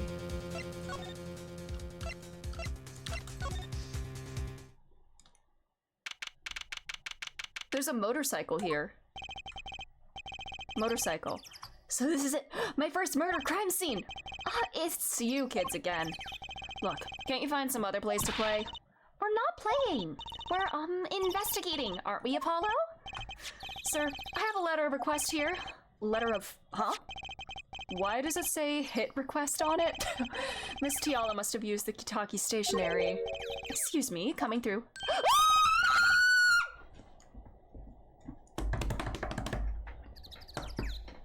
The blonde bitch is here! Hi, Boots! Who's he? It's the man I've been waiting for this whole time. The bisexual blonde bitch that I've been waiting for. He's not blue, but his eyes are blue, so it's close enough. Close enough. It's you, Mr. Gavin! Who is this guy? Your future boyfriend. I must say, I'm used to being inspected by the ladies. Oh, I know what's coming up next. But this is the first time I felt this way with a man! There it is. You screenshotted this? I am too. I knew about this line ahead of time. I knew this line was coming. I know it's famous. And I saw a tweet a while ago, actually, saying that this is probably one of the most unambiguously queer lines in all of Ace Attorney. Because there's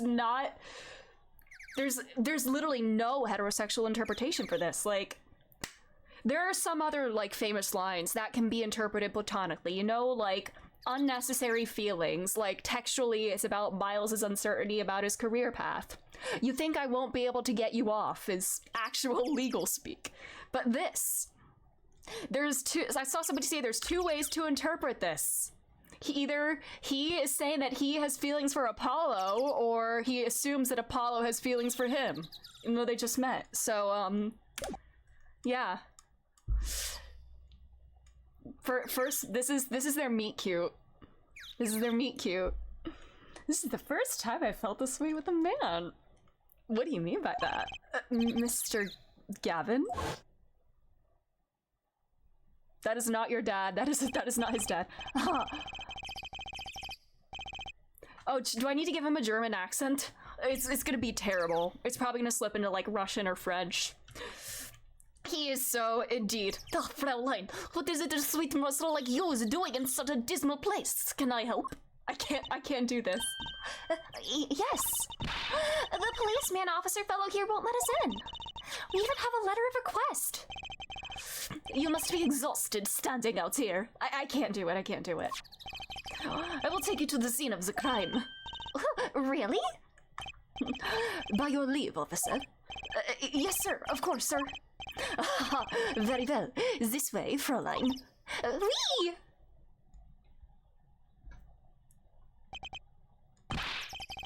You just met your future husband, Apollo. What about me? Yeah, you want to go with the pretty blonde boy too, don't you?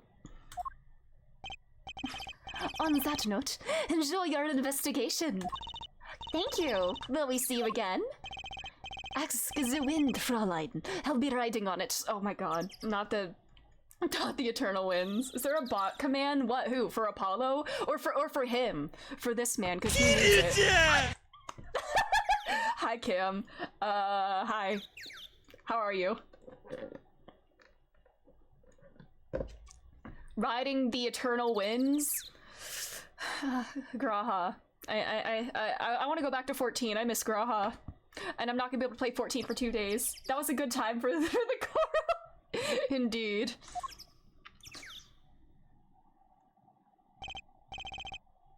Clavier, yeah, can you undo another button, please? You know, for your minute. Who was that?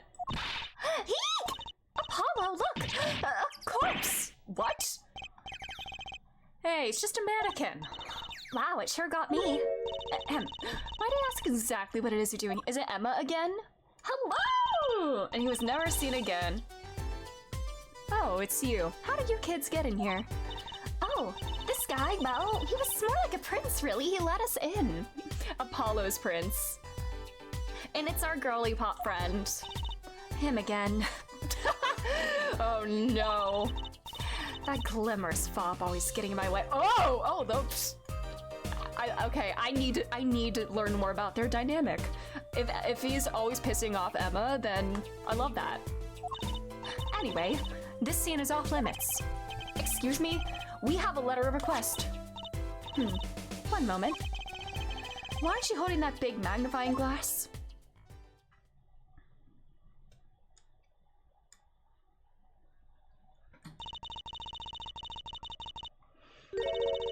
I'd recognize that handwriting anywhere. Scientific analysis says this was written by Alita Tiala. Thanks.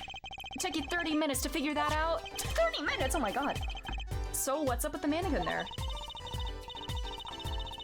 It's taking place of the body, preserving the scene of the crime as it was found. Oh, it's the noodle stand. The body was pulling the stand.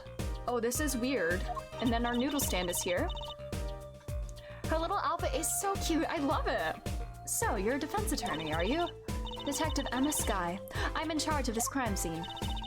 She doesn't seem that happy about it. She doesn't seem that happy about many things. I trust you know how to stay out of the way. I always carry 2 pairs of handcuffs, just in case. I have a badge. Can't you see that I'm... What is she eating? What are those nuts? busy eating snacks, I'd say. This is going nowhere. You probably shouldn't eat in a crime scene. It's probably not, like, sanitary or, like, you know. Let's examine the place first. First, we have the noodle stand. Hey there! No messing with the crime scene. Well, we need to investigate. I guess we'll probably need to talk to her first before we can do anything. Apollo, look! That stand! It says Aldoon. I've noticed. Well, we solved the case of the missing stand at least. Oh, the circumstances could stand to be better.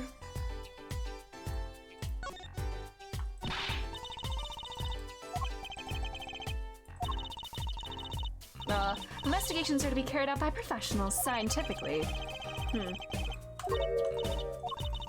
My very unscientific analysis tells me something here is very suspicious. I think I know what you mean. It's kind of hard not to notice.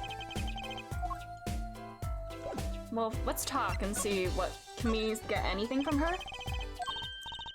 Quiet, please. It's snack time. Munch, munch, munch, munch, munch. Oh my god. You determine the victim's blood type is potato chips. Oh no, well, who am I to argue? Yeah. Alright, girl. We're not making much progress here. Alright, she must not be very busy. I never seem to get a lucky break. Back after 9 years, and they won't give me the position I requested.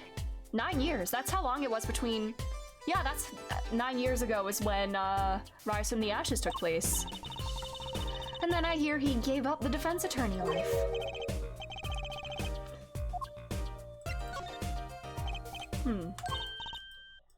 She's not gonna talk, is she?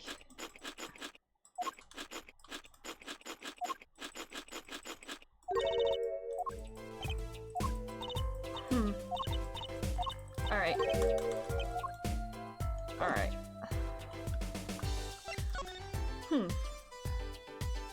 A knife?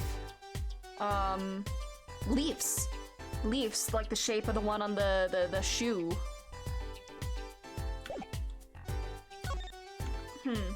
Still more cooperative than most A's attorney characters. True.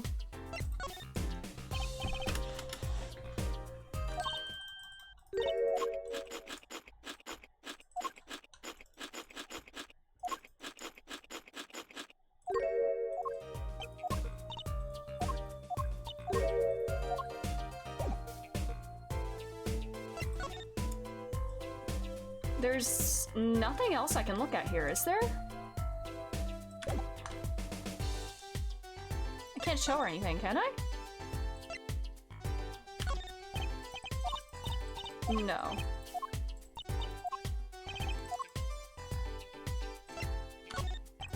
Yeah.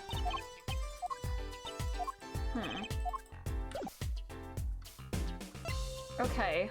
Do I need to go get the shoes, maybe? Or maybe head out and tell Mr. Aldoon that we found his stand?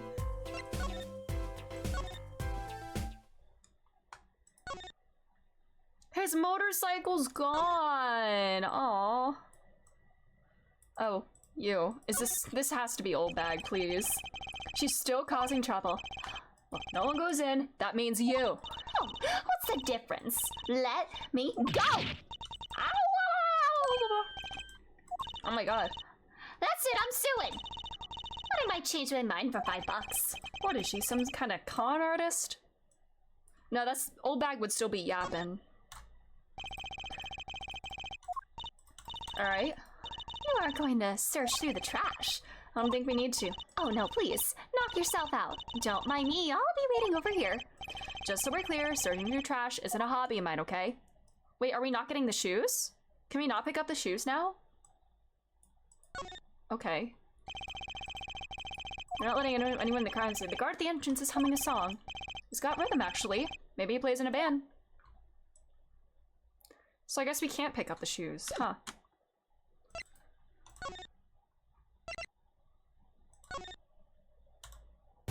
Is there anything at all that we can do? Huh. Maybe if we go back and tell the guy we found his stand.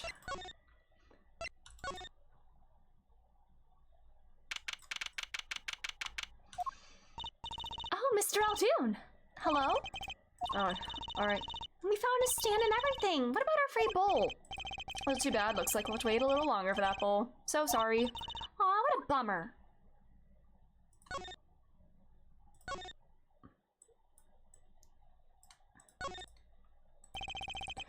The front entrance. The walls and posters so highly polished. Oh, dang, my hair looks good. No wonder you made such an impression on Clavier. Alright, 3 shots for the price of 1. Yeah, hell yeah! Alright, yeah. It'll cost me what, like $500 instead of $1,500 in America. It's empty. Police must be investigating. Yep. Nothing else in the garage, right? I don't think so. Yeah.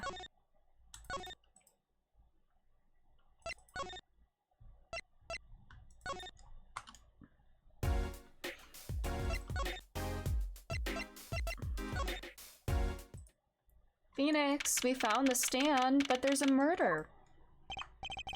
Oh, you're back. Alright, Dad Giro. Yep, run into some problems. Oh, Polly, did you want to tell Daddy something? Oh, am I mistaken? I thought I heard something about delicious pancakes. Uh-oh. Pancakes. What's this? So there's a problem? Oh, no problem. Actually, I got a defense request. A defense request. That is a problem.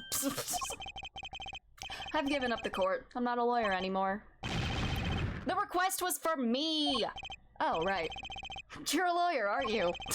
He's doing that on purpose, I know it. He is such a dad. He is so dad. Murder! So, what about this defense request? It's related to the murder in People Park, actually. Guess what? We found Mr. Aldoon's noodle stand at the scene of the crime. Did you now? That's unusual indeed. Never heard of a noodle stand being used as a murder weapon. I think the murder weapon was something else. You mean you don't know what the murder weapon was?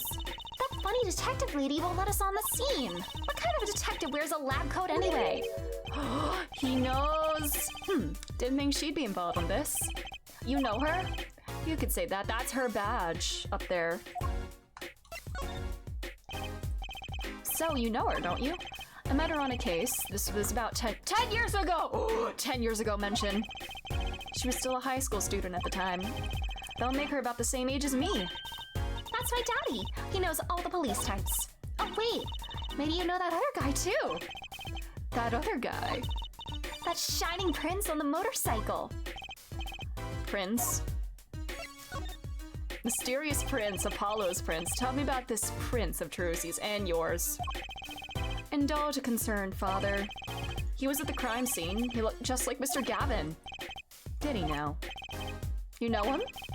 My guess is he's Christophe Gavin's younger brother, not his son, as I have since learned. We're acquaintances after a fashion. Clavier Gavin, rock and roll god incarnate. Clavier, what a lovely name. He's so dreamy. Didn't know Mr. Gavin had a brother. What was he doing out there? I have a feeling you'll be crossing paths again soon. Nina, hello. How are you doing? Thanks for being here. But yeah, we'll be crossing in the courtroom and at the altar. We're in trouble investigating the crime scene in the park?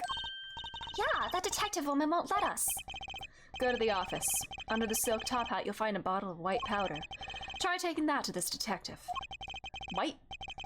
Is it the fingerprint dust? I hope it's not what I think it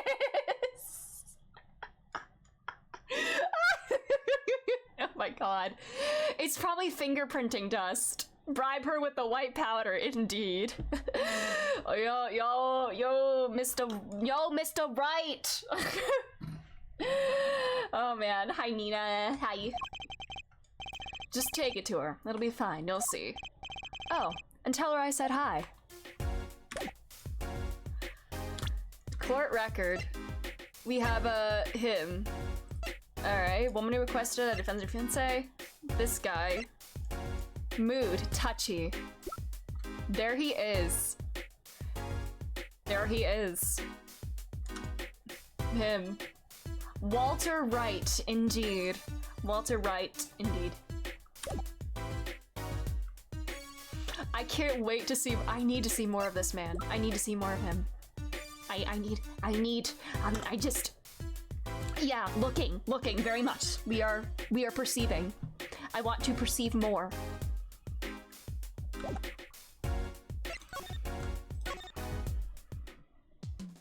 Alright, under the top hat, he says. The one that Trucy told me not to look under. Yes, come back. So this must be the silk top hat Mr. Wright mentioned. Let's take a closer look. Huh? Whoa! You know what this is, Trucy? I remember finding some in Daddy's dresser when I was little. I thought it was sugar, so I licked it. He got mad at me. This is getting more and more suspicious. The alleged ability to improve Detective Sky's mood. Man, this is such a fun description for, fingerprint dusting powders. Yeah. You just got home! Yes! White powder placed gingerly into pocket. She sure know what that white powder is.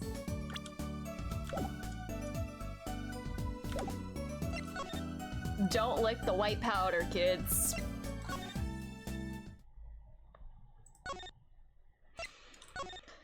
Hi, Emma. I have, not drugs.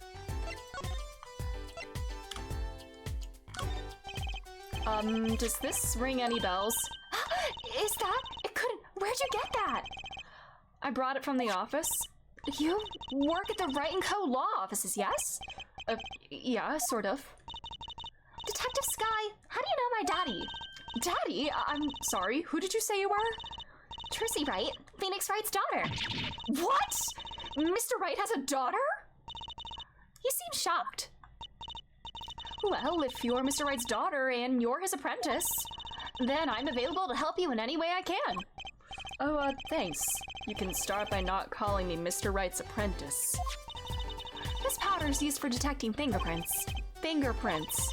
I guess you might call it a memento from the time I spent with Mr. Wright. White powder memories. If you find any evidence with fingerprints on it, please let me know. We'll dust for prints. Well, she's quite the eager beaver all of a sudden. Badge? Ah, an attorney's badge. Reminds me of when Mr. Wright was still defending. Everything I have now is thanks to him. Remember, help as many people as you can. That's your job. She is right, Polly. Let's make a difference. Is something wrong? No, nothing. I actually felt inspired for a moment there, huh? Alright. Anything else to inspect? Or no? Oh yeah, the stand. This game would be too powerful if it was voiced, yeah. And this is Mr. Aldune's noodle stand, obviously. It does say Aldune in big letters, doesn't it? And that mark on his paper lantern there looks familiar.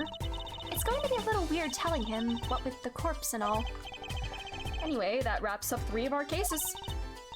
That's right! Congratulations, Apollo! That leaves us with one case that's worse than all 3 put together. Murder! Tarps. Is this the tarp that covers the stand? Blue tarps have been placed on the ground around the stand. Apollo, I bet the victim was going to have a picnic here.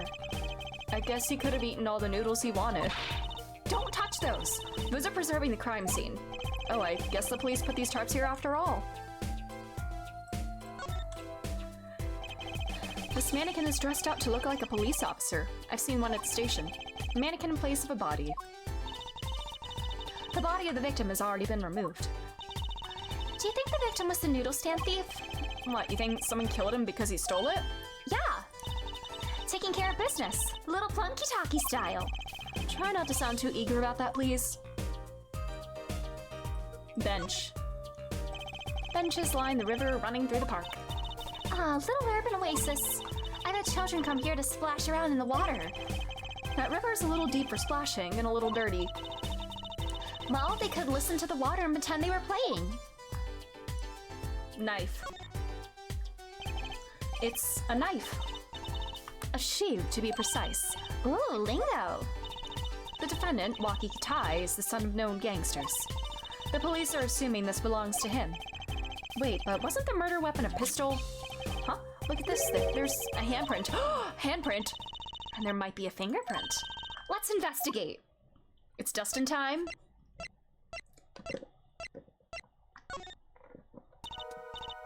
Right, first, choose the fingerprint you want to examine. Alright, look closely at the handle. See, there's more than one fingerprint there. Those black spots? That's right. Pick the one you want to analyze. Let's go with the most visible one. Right. Let's get detecting. Wow, she's practically glowing with excitement. First, sprinkle some aluminum powder over the print with the press of space like this. Oh, the flashbacks! The oil left by the print absorbs the aluminum powder, so you just dust it on and blow it off. Mm-hmm. It's like whistling. You know how to whistle, don't you? Don't make me pull up the Josh Hutcherson edit again. Amazing, it's like magic. Isn't it though? Alright. Incidentally, it's important that you cover the entire fingerprint with the powder.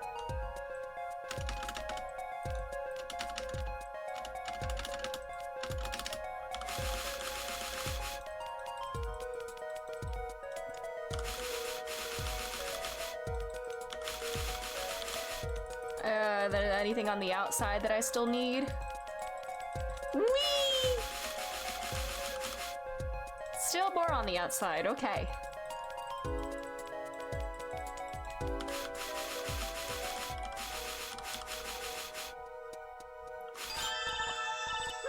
Good, clear, quite impressive.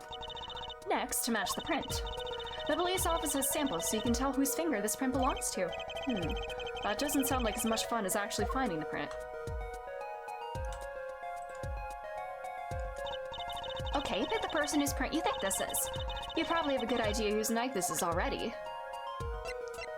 Can we compare it to him? Yeah, it matches.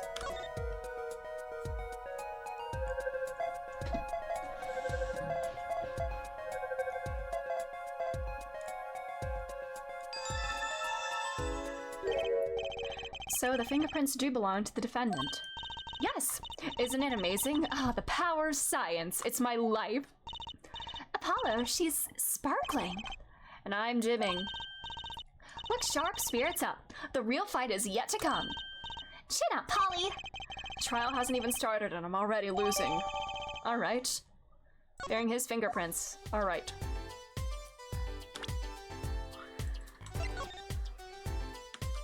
Okay.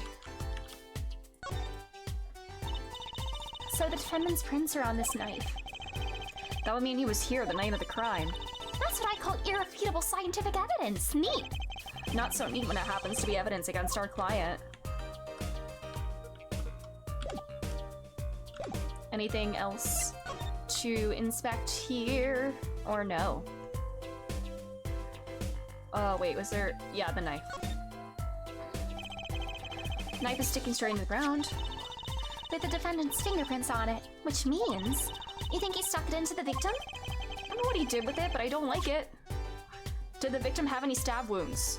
Do we have an autopsy report? Another trash can. There's gotta be a good clue too around here. You and your trash cans, go ahead, knock yourself out. Please, can't you see I'm doing my... Huh? Look.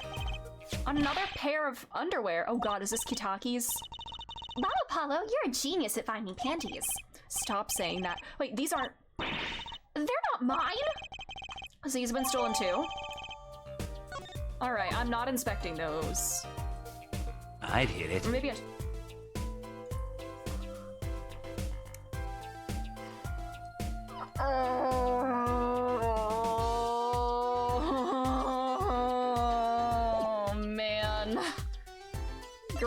voice line.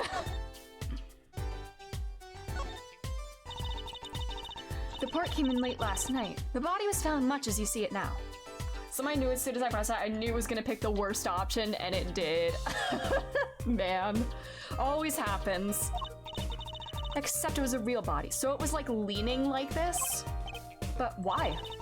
Why was a body pulling a noodle stand? If I knew the answer to that, I wouldn't still be here. Well, what was the cause of death? A bullet wound to the temple. He was shot by a pistol. A pistol? Not the easiest thing to come by in this day and age. Unless you're a cop or a gangster. Incidentally, the victim's name was Pal Maractus. Maractus. I just received the autopsy report, in fact. Yay! Autopsy report after 10 p.m. I mean, really? What's up with this case? It's enough to make me want to run off pulling a mysterious noodle stand behind me. Not so mysterious, actually. You should tell her, Apollo. After all, we know where the stand came from. A likely story. I didn't come here to play games, you know. Actually, we do know where the noodle stand came from. The noodle stand's owner is this man. Who's the old guy? This is the proprietor of Eldune's Noodles, Mr. Eldune himself. He's famous in this part of town. Not bad. I guess Mr. Wright picked the right kids for the job. That saved me a lot of work. Thanks. All right. What sort of person was the victim anyway? I mean, what did he do? He was a doctor. A doctor? I'm starting to see a connection here. Your story. Tell me about you. Who, me? I'm just a supervisor for this crime scene. Detective Sky. Your sister was a detective before prosecution. I was out of the country for a while. I came back to be a forensic scientist. Ooh, were you studying abroad? Something like that. I was studying in Europe. Forensic sciences, mind you. When I got back here, they threw me in criminal affairs, just like that. Why didn't you just become a forensic expert in Europe? Well, I suppose it was an option, but I had a lot of favors to repay to people back here. Wasn't she in high school when she left? What's that look for? I was involved in an incident before I left. But Mr. Wright and his people helped me out. I owed them. Really? I had no idea. She's been out of the country for a while. She probably doesn't know about Mr. Wright's current state of affairs. Well, she did say he's not practicing law anymore. She knows about that. Could you tell us a bit about the defendant? He's the only son of the Kitaki family, yes? Waki Kitaki. I don't know if he's the boss's son, but he's certainly throwing his weight around. Violently, in the detention center. I see. Why was he arrested in the first place? You are a defense attorney, aren't you? You're not his, by any chance. Actually, yes, I am. Well, we have a witness to the moment of the crime. The witness called the police. They'll be testifying during the trial tomorrow. What? Could you tell us a bit more about the victim? Well, let's see. Apparently, he is the physician at a clinic in the area. Quite well off, too, from the sound of it. The clinic's name is the Maractus Clinic. Maybe that's why the cop car was parked there. What? You've been to the clinic? Yeah, though on a related issue. I told the detective about the case of the stolen noodle stand. I see. So that means Dr. Maractus stole the stand and pulled it all the way here? That would seem to be the case. But why? Don't ask me. So, have you met the defendant? No. Visiting hours are almost over at the detention center. You might think about wrapping up here and heading over. Good idea. I don't know what good it will do. We have a witness and a knife with prints. Have I mentioned that I've got a bad feeling about this? Don't worry, it's like a right tradition. Some traditions I can live without. Alright, let's go back out here. And, Miss Kitaki's gone. Alrighty. And I can't get those slippers back, can I? Man. Well, first, let's inspect what we've got here one more time. Oh, alright. I said I wasn't gonna inspect these, but... Oh! Oh, God. Yeah, those are hers for sure. Instinct design. We certainly know who they belong to at a glance. That way, she doesn't have to write her name on them. Genius! I would think writing your name would be easier than drawing a plum blossom. Autopsy report. Right. Estimated time of death. Damage to brain resulting from bullet wound. It doesn't say at points of interest. Anti-point right temple. It doesn't say anything about a stab wound. Alright, the noodle stand. Nothing of interest here. Okay. Alright, I am gonna take a quick bathroom break, and I'll be back in a moment, and then we'll continue with this. I'll be back momentarily.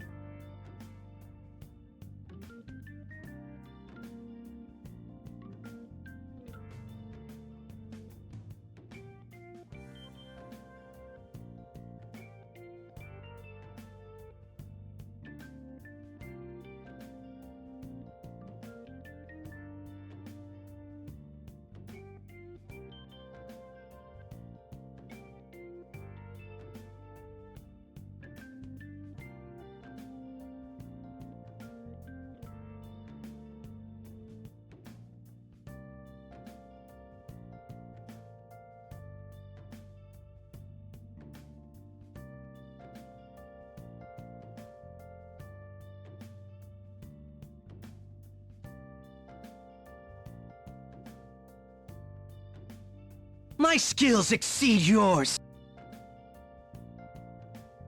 Alrighty, I'm back. Let's go meet our defendant.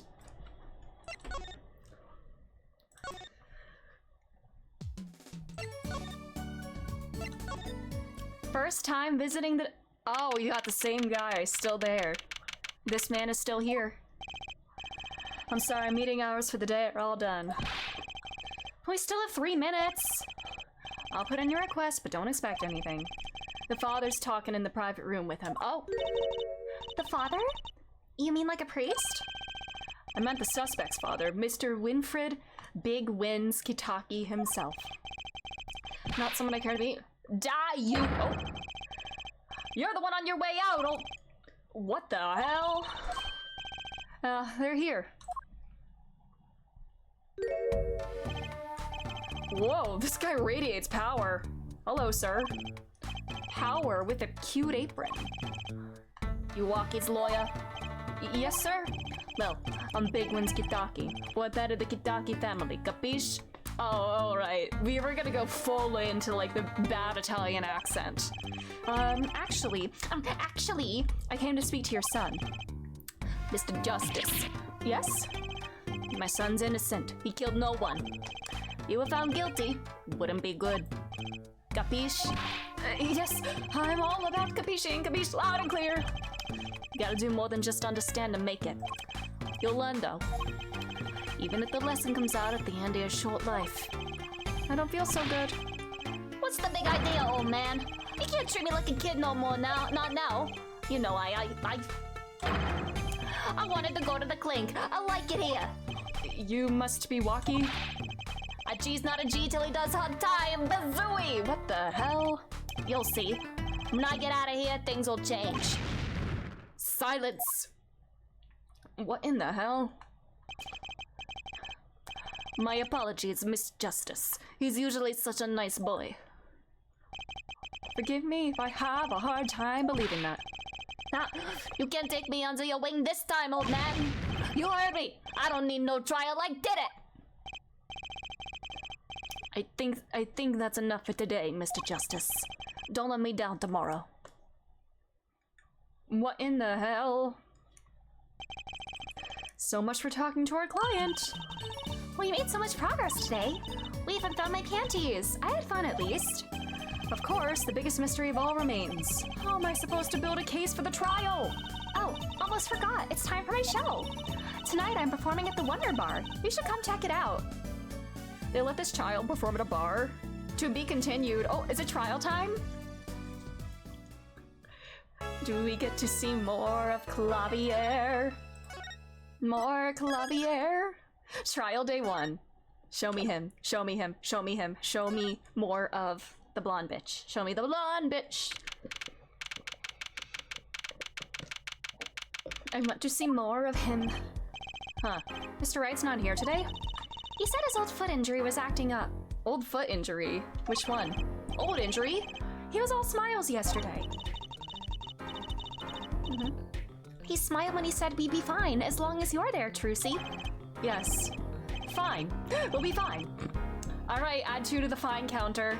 Here comes justice! I started my voice training at 5 this morning. Ooh, do some now. I want to see here.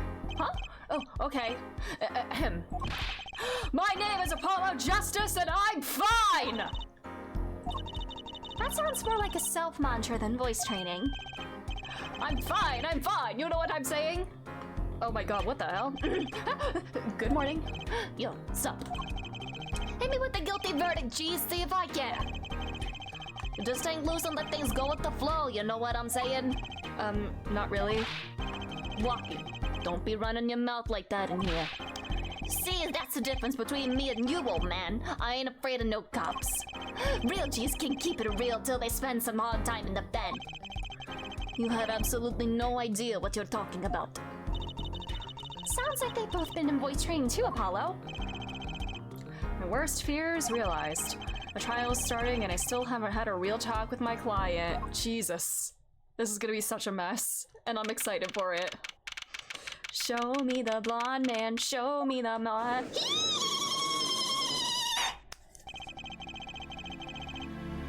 I'm so excited. What's now in session for the trial of Walkie Kataki? Hi, Clavier. The defense is ready, Your Honor. Ready to rock and roll, little judge. Ah, it's him! The guy from yesterday. He's a prosecutor? It's Mr. Gavin's brother. Look at him, look at that smirk. Long time no see, Prosecutor Gavin. Were you taking a leave of absence? You know that little band I started in my free time? Thing is, we got real popular. I'm just saying to your fans when 3 of your singles go platinum, yeah? Wow! I see. To be honest, I was a little concerned. A prosecutor and a musician. Like, bro is busy. I feared that you might still be distraught over that one oh, what trial? Not to worry, Judge. I wouldn't miss this day in court for the world. It's worth even more than VIP passes to one of my concerts, yeah? Oh, you wanted to meet Apollo, is that it? How could I pass up a chance to see the true strength of the little boy who bested my brother? It was worth canceling a show or two. I'm so excited! Understood. You may give your opening statements to the court. Before that, I was thinking... Is the air in this courtroom not a bit serious? Oh, is he gonna sing? Is he gonna sing in, like... It is a court of law. That's no way to get the crowd jumping, Judge. They're not supposed to jump. This is a courtroom. Also, is Christoph not German as well? Like, what's... Is he the only how is this working? Achtung, baby! Today we play it my way! Okay, theme song! I love him already. He's so... I love his design visually. He's flashy and like... I love fun prosecutors. What's that? Noise! Does he have like... Is he actually playing this music? Sometimes you have to get up in order to get down to prosecuting. This is crazy. The victim, Paul Meraktis, director of the Meraktis Clinic. The scene, Pimplepunk, was found pulling a noodle stand. That man is too ready to get down, indeed. Like, we're dancing here. What in the world was a doctor doing pulling a noodle stand? Yes, I believe. You will only find that out by asking the defendant right here, right now. Because it is an undeniable truth that he shot the victim. What do you mean, undeniable? If you want to glare at anyone, Herr Justice, glare at the punk in the defendant's chair. His crime was witnessed quite clearly, you see. Very well.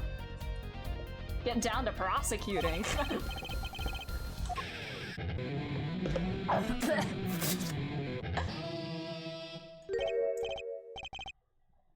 I nearly spit out my coffee. I can't be drinking while I advance anything in this game. Good lord.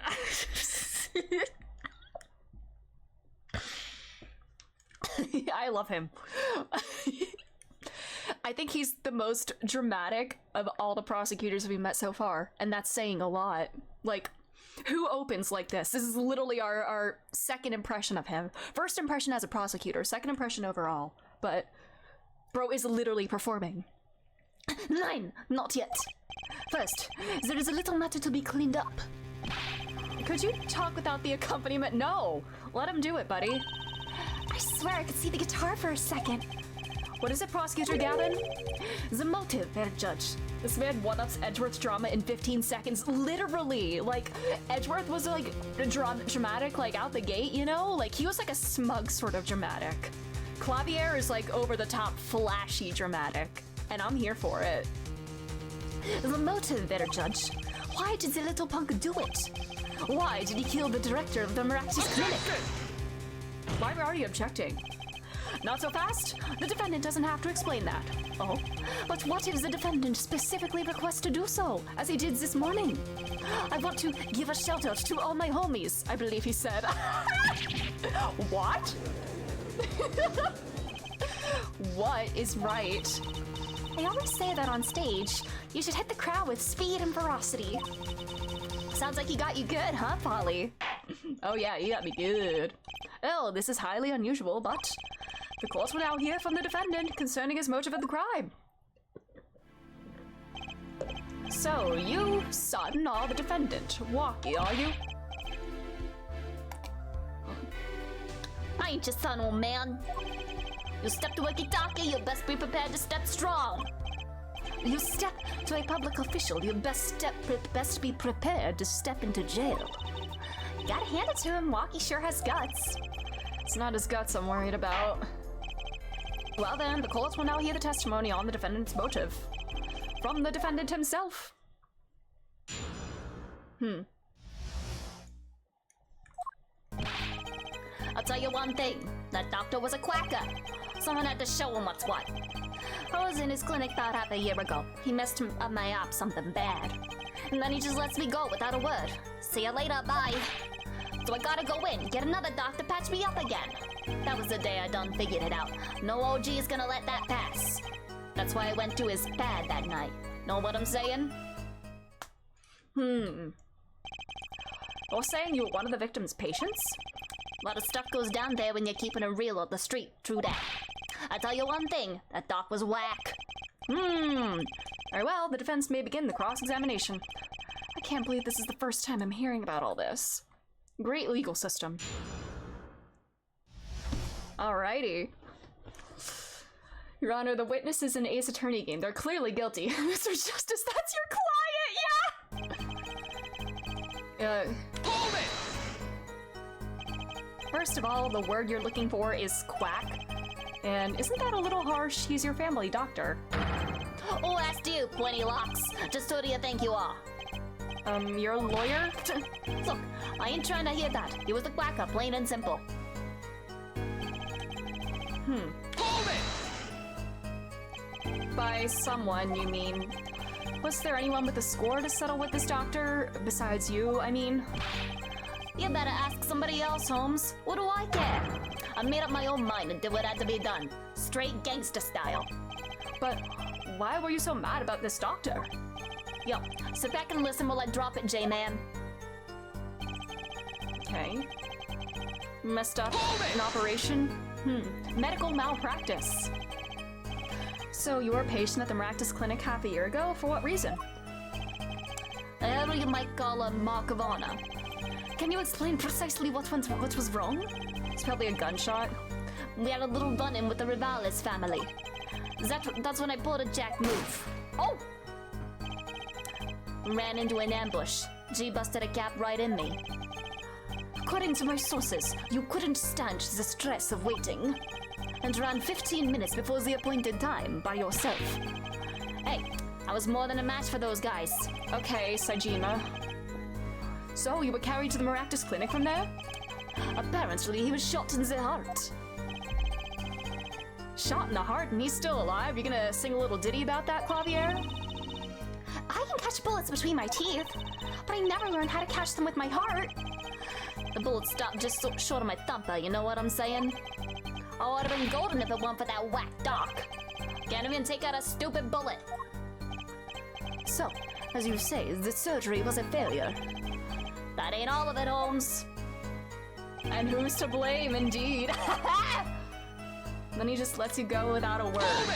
Is the bullet still in your chest? What do you mean he let you go without a word? What do you think it means? It's whack, that's what. I'm not sure what that means, but it sounds bad. It sounds as though our doctor wished to hide his mistake. This is why he let the defendant go. He's a liar straight up. He's a badder G than me. And where'd you go this time? So this bullet is still... You know it. I can still feel it. Right there in my chest, pressing up against my heart. Your words are like a bullet shot straight into my heart. Or something to that effect. Incidentally, that's from one of our hit singles. I love him. I love him. Well, that sounds like a straightforward case of malpractice. Well, J-Man, we're no accident, that's for shizzle. Seems that there were issues with this doctor. And putting him down was like doing the world a favor. Waki, please consult your lawyer before saying things like that. Chin up, Apollo. Back straight. But why did this mistake only come to light that day? It was found during the family health checkup. The family checkup? That was the wackest thing of all. All us G's lining up, taking eye exams and all that. Better to die young than fade away, bizoy. A relief to hear. Eh? What's a relief? Oh, did your father not tell you? That bullet you carry so close to your heart, if not attended to immediately, it could kill you. What? Yes, their Dr. Maractus had knowledge concerning this ticking time bomb in you. Knowledge that could have saved your life. No way, that's whacked. Back from lurking, has Maya shown up? She has not shown up, but we have the bisexual blonde bitch on screen right now, and I love him very much. There is proof. Your checkup report. I also apologize. I'm doing a terrible German accent. I'm so sorry. Alright, we have his checkup report here now. Elfman's earring. I know, he's so flashy. I love him. Alright. Okay. Metallic object found near heart. Urgent exam needed. How ironic you would kill the one man capable of helping you. You're almost as careless as he was.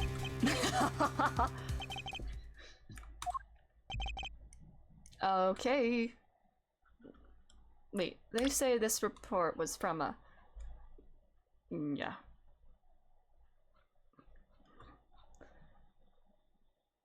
Family health checkup. So he was shot 6 months ago, right? Because this report was dated, like, just the other day. Performed in June. Yeah. Well, now that the place is hopping, let's get this gig started. Started? Oh. New music? Come on. We've had enough of a warm-up act, yeah? Time to hear from the witness. Aki sure is quiet all of a sudden. I'm a little uneasy myself. Is this Gavin's strategy? Okay. Hello, scholar. So, you will tell us your name and occupation. Okay. Alright. Once again, witness does not want to speak. My name is Wesley Stickler. By occupation, oh. Okay, Bro's a yapper, I see.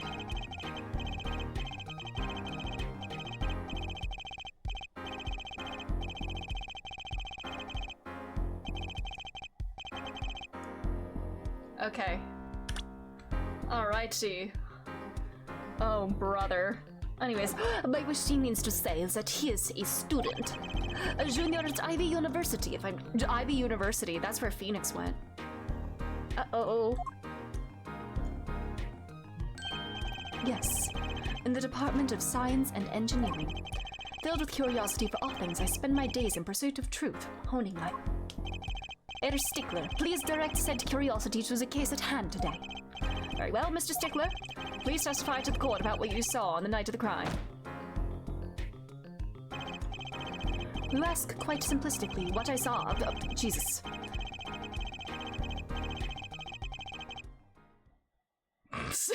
Okay, buddy. That night, I passed through the park on my way home from shopping when I saw them. One man pulling a stand, another man facing him. I saw them quite clearly. The man facing the victim was the defendant. In his hand, he held, yes, a pistol. It was just pointed at the man pulling the stand. A shot! The bullet hit the man pulling the stand from the front, square in the forehead. I think that's gonna be our... The autopsy report says the bullet went through the right side of his head, so I think that's what we're gonna do. Was there anyone else in the park at the time? I can say with 100% accuracy that there was not. The pistol our witness refers to is this. Court accepts this into evidence. Alright, I think we're gonna do that last statement with the autopsy report, but I'm gonna press them all just to see what dialogue we get. I'm gonna do that with as much as I can. I'll press for extra dialogue, because it's fun. Fingerprints were wiped, it says. Merry Christmas. Whoa, don't point that thing at me! Don't worry, I can handle myself around guns. Magic guns, at least. The ones that pigeons come out of. Very reassuring. Okay. Nothing else? Alright.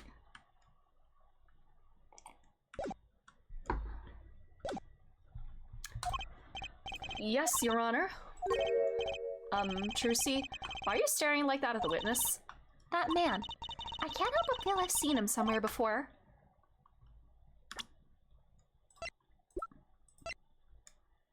A man concerned with the truth.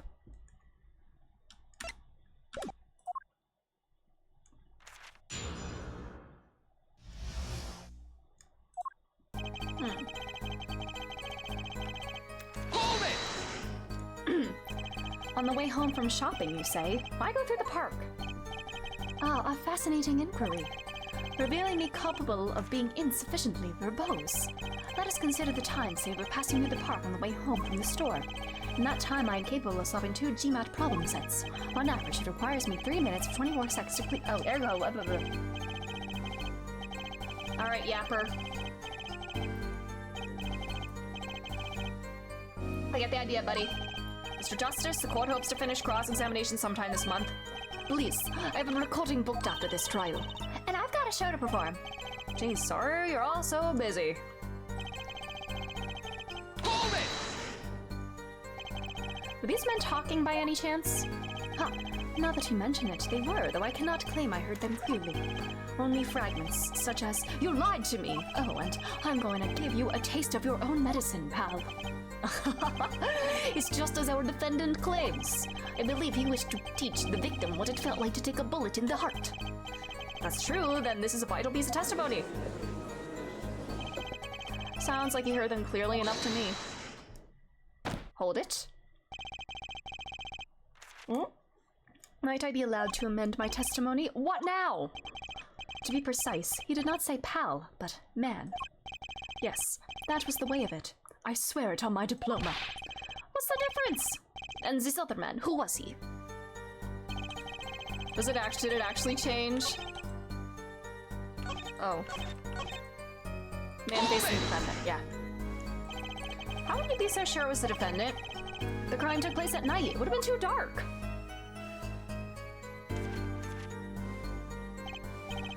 Perhaps I was remiss in not mentioning this earlier. Huh? You see, in class, I always sit in the very backmost seat. Do you know why? Who cares? Because I do not wish anyone to copy my perfect notes. And this relates to your testimony how? I mention this to illustrate my predisposition to that which is perfect. It was dark, you say, but there were lights in the park.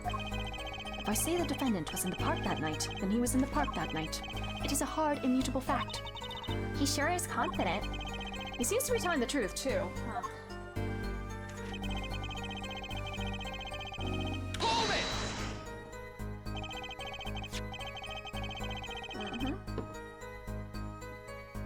Are you sure it's the same pistol? Am I sure? Surely, you jest.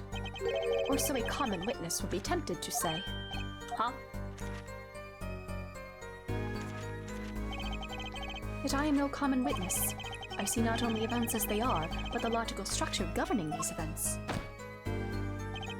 First, we must consider the fact that it was night in the park. Oh, okay.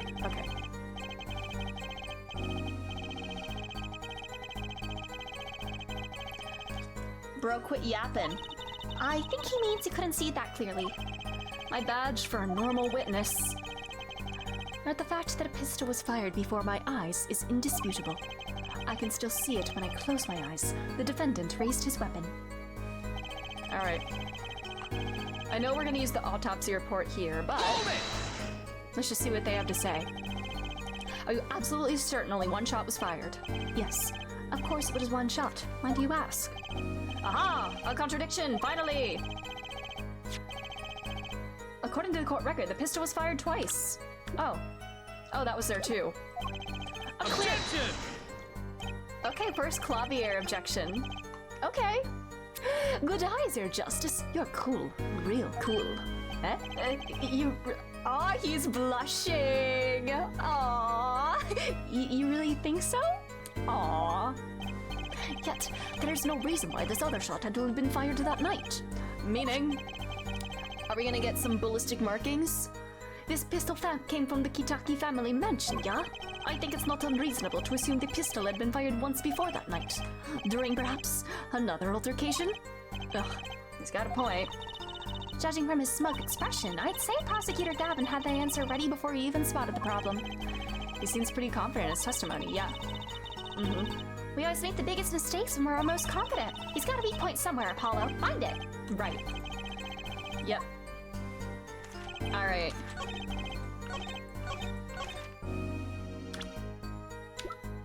Hey, I think you're wrong, buddy.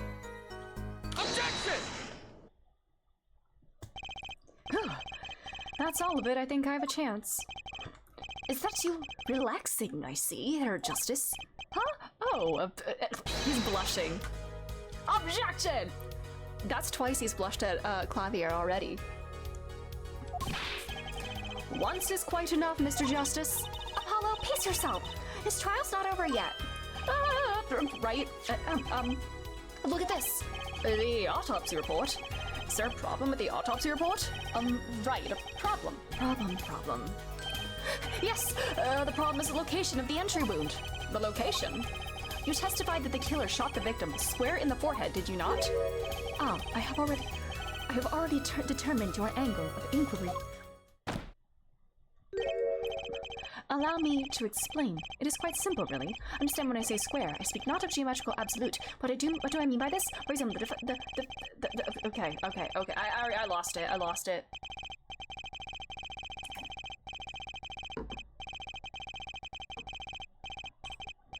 I'm Mr. sorry, Justice. Teddy. Only people have human rights. Only people? Were you trying for shut up, Adachi? Yes. Mr. Justice, yes? What's your objection to these krypton particle things. This is the big time and you are obsessed with something so small. You disappoint me. No, I'm obsessed with something big. Something big? I mean, there's a bigger, less nitpicky problem here. Do tell. Just look at the autopsy report. I'm obsessed with something bigger, indeed. Oh man. Just look at the autopsy report. The location of the entry room was the right temple. Temple? Yeah, please don't hit the autopsy report, yeah. Mr. Stickler, you said clearly that the victim was shot square in the forehead. That's a contradiction, isn't it? It is, right? Finally! Objection! Air justice, air justice. Yes? Your tactics are outdated, trying to shake the witness by objecting to trifles? Surely you haven't forgotten the fatal wound your master suffered 7 years ago. Phoenix Wright, was it? Look, I know the wound was in the wrong place according to this testimony. Ugh! Oh, that face. Me when I do one thing incorrectly. Hey, hit a forehead! I've seen this nickname before. This is how it starts. The way it just starts unprompted in the courtroom like that. I'm giggling. Hey, your forehead. Ah! Forehead? I'm giggling. Let us imagine you are walking through the park. You see two men facing each other, one with a pistol trained on the other. What would you do if forehead? And then he touches his forehead. Forehead? Yes, that is what this is. 5 head detected, defense rejected. Man. Well, I guess I would try to stop them. I'd probably shout, stop! And you, Fraulein? Me? Well, I'd probably scream, eek! And you, Air Stickler? What did you shout, I wonder? Ah! If the victim turned his head at the last moment... Ah, yes. Thank you for jogging my memory. Sounds like an addendum to this testimony is required.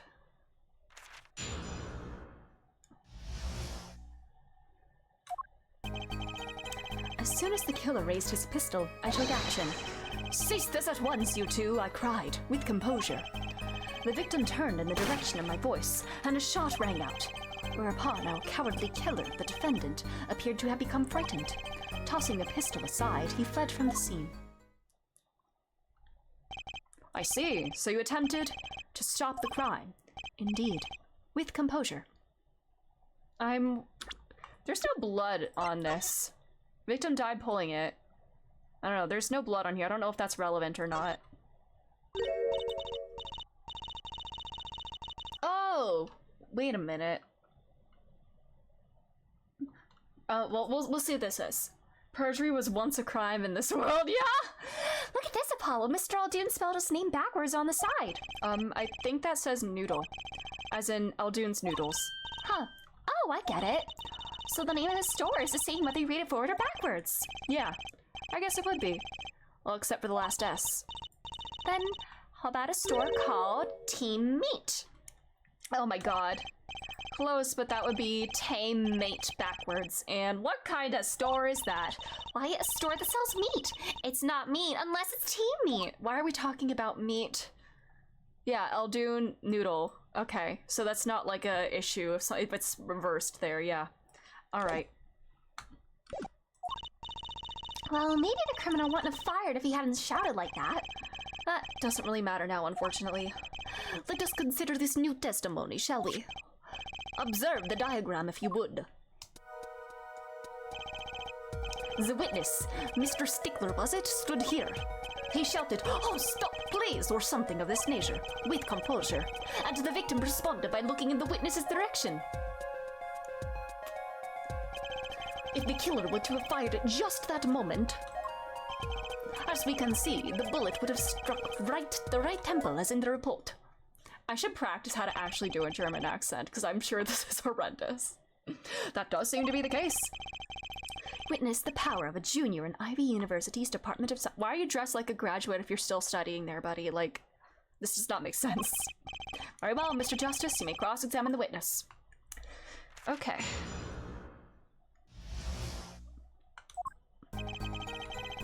Okay, you took action.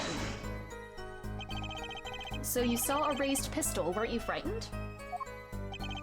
It can be said that we students of Ivy University know no fear.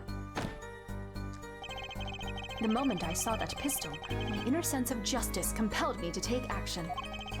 That was certainly brave of you. You might have gotten shot. Eh? You certainly were lucky. If I were in the killer's shoes, I certainly wouldn't have left a witness behind. God damn it. He actually looks like he had no idea he was in danger. Regardless, I attempted to halt the bloodshed. Hold it! Are you sure both them were able to hear your voice? They were, of course. My high, exquisite voice echoed through the park, and the victim responded to that clarion call. Quite. He turned in the direction of your voice. Hold it! Did you hear the gunshot at the same time the victim turned? Indeed, I would say about the same time, to be precise. And the victim didn't ask you for help? It can be said that he didn't have time to ask. He didn't even have time to take a single step. I'm totally sure that the killer fired because Mr. Stickler started him. Don't say that too loud, Trucy, please.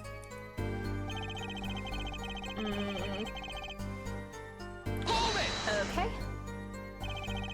Can you describe the killer's actions more clearly?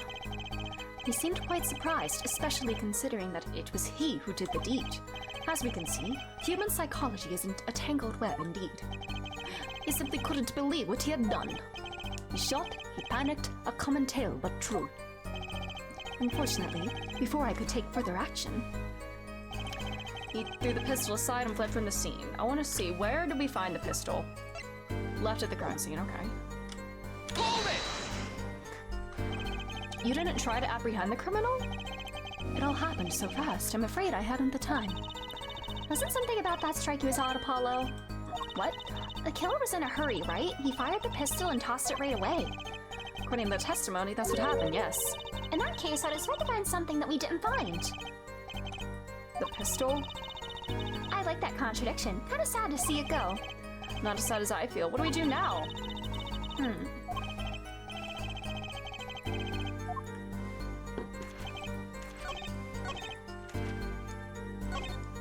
You say he threw it aside and then ran. Left at the crime scene, 2 rounds were fired. I mean, we already pointed that out. You're like, oh, what if it was used in another thing?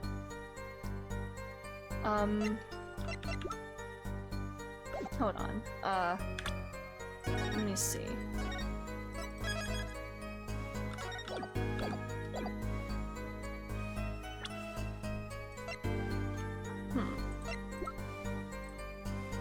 I mean, we didn't find it at the crime scene. Would that be the pistol? Would it just be that? Objection! Yeah. Sometimes it really is that easy. Wait a second. Another misleading request. Yet you're so beholden to your own mode of discourse, you can't see how it affects you. Why does this sound like a... I feel like a lot of people need to be told that. Anyways. Come again. Wait a second, you say. A second. Are we intended to wait just that? A single second? 1/60th of a minute? That's hardly enough time to draw a breath, let alone make a statement in court. Now, had you asked for a longer period of time, say 3 minutes or... This guy. Yes, Your Honor. Am I to understand you are objecting to the length of a second? Judge. Yes, I mean, no! Here, just look at the pistol. It doesn't have a single fingerprint on it. A common ploy made all the more common, I fear, by the prevalence of television. Oh, yes, it's the TVs that are, yes. Criminals these days are loath to leave fingerprints. But if he just threw it away, as you said... Yep, he tossed it and ran? That's right! He didn't have time to wipe the gun for prints! Oh! Huh, the little girl's sticking it to the university student. There's a song in there. I'm not little. Then let us think like adults, shall we, Fräulein? Huh? What if the killer, the defendant, was wearing gloves? Well, fingerprints were on the knife. Gotta admit, I didn't think of that, Apollo. Well, Mr. Justice? No. I say no. Could the killer have been wearing gloves? Well, but this is, I don't know. The killer, are we talking about our defendant? Hold on. The defendant, we'll say no, he was not wearing gloves. The record of the murder weapon is very clear about one thing. The fingerprints were white, which means some trace of prints remained, which contradicts your testimony. If everything happened as you say it did, he wouldn't have had time to wipe the pistol.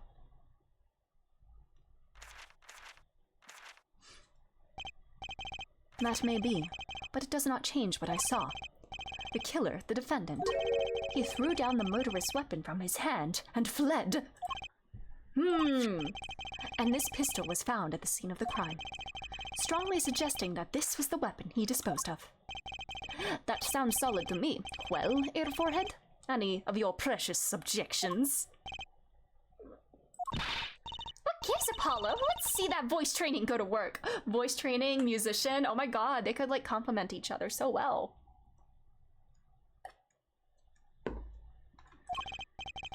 You know, I've only recently realized something. No matter how much you train your voice, it doesn't matter if you have nothing to say. True. What do you mean, nothing to say? Isn't it obvious from what the witness just said? Huh? Isn't what obvious? He restated what he saw just now. He said he saw Walkie drop a murderous weapon. Knife, maybe? But that's not the same as being 100% sure what Walkie threw away. You're right. He's just confused because a pistol was found at the scene. Poor Mr. Stickler. It must be hard to be so perfect and yet so wrong. Well, it can be said that I am quite offended. While it is indeed true that once in my youth I wrote a love letter. Oh my. Oh my. What I can say for certain is that the witness saw the killer throw something. Well, if what he threw wasn't a pistol, then it had to have been something else. At least one person on the defense team seems to be thinking. Oh, wipe that smile off your pretty face?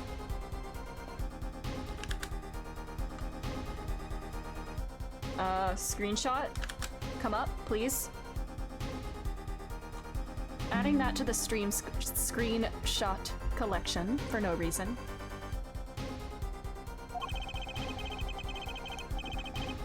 Perhaps the nature of something else he threw away. This bad boy. Oh. Take that! Is that a sword? How would it like stand upright in the grass though if we saw it just sticking right up like that? Oh, alright, I guess it doesn't matter. I saw one of those on the late night movie last night. Great, a sleep-deprived judge. This knife was found at the scene of the crime, with the defendant's prints on it. His prints! This single piece of evidence proves two important things. One, that what the defendant threw down wasn't a pistol. Two, that the defendant wasn't wearing gloves. Indeed. Oh, Herr Forehead. You're forgetting two other things you've just proven. Huh? One, that the man the witness saw was the defendant, Mr. Walkie-Talkie. Two, the defendant was holding a knife with the intent of harming the victim. Oh, but he didn't. Indeed. Never underestimated Gavin is the lesson here. This court is of the opinion that our witness is fond of making assumptions. In that light, I believe it would behoove us to hear about what really occurred, with less assuming, please. Do not assume. It makes an ass of you and me. It is always the same with you people. Mark left the house on foot, and 5 minutes later, his brother left after. Mark left the house on foot. How long would it take for Mark's brother to catch up to him, assuming that Mark never had to stop for a traffic light? Assuming. Yes, that's what I said. Assuming. As if that were a probable situation at all. Yet here you are, assuming that my assumption is no better. Oh my god. What this court assumes is that the witness will testify as to what happened after the shot was fired.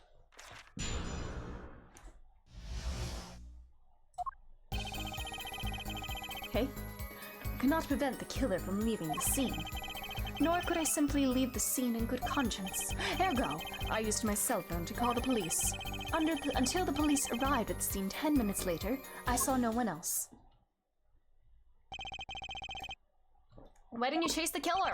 He was, as you say, a killer. Of course, I could have run him down, yet what would he have done when cornered?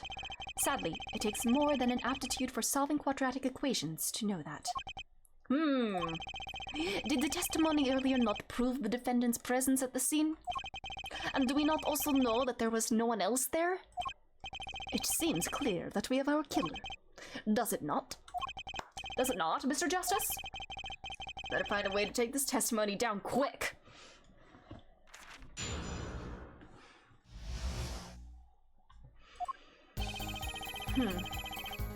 Hold it! Which way did the killer run? By that time, it was clear the killer had noticed me.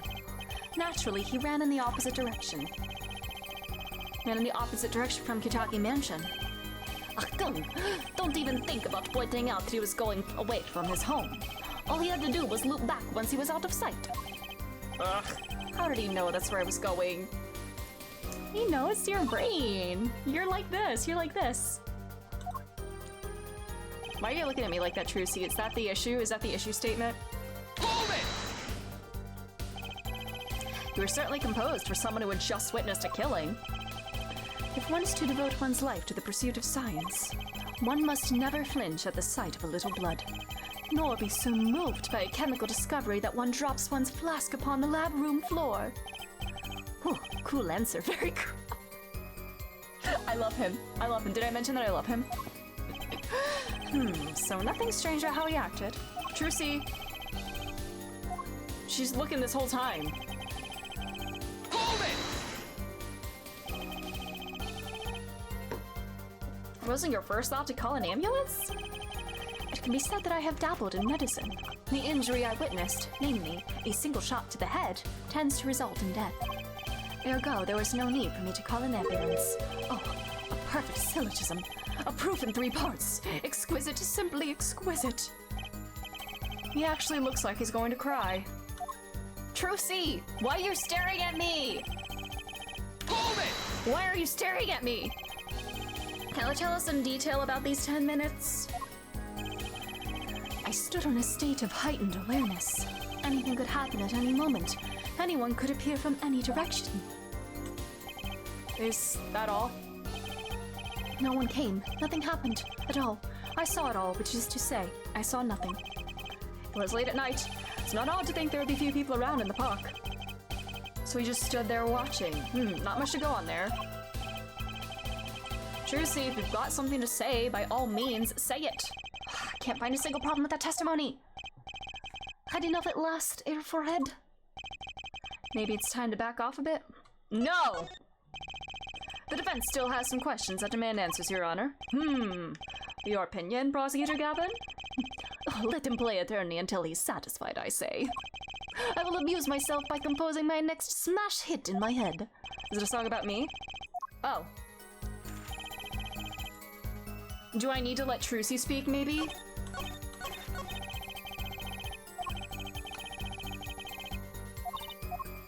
I need to let Trucy speak, don't I?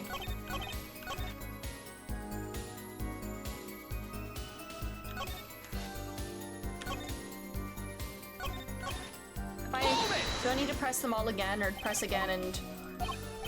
Trucy, what do you have to say?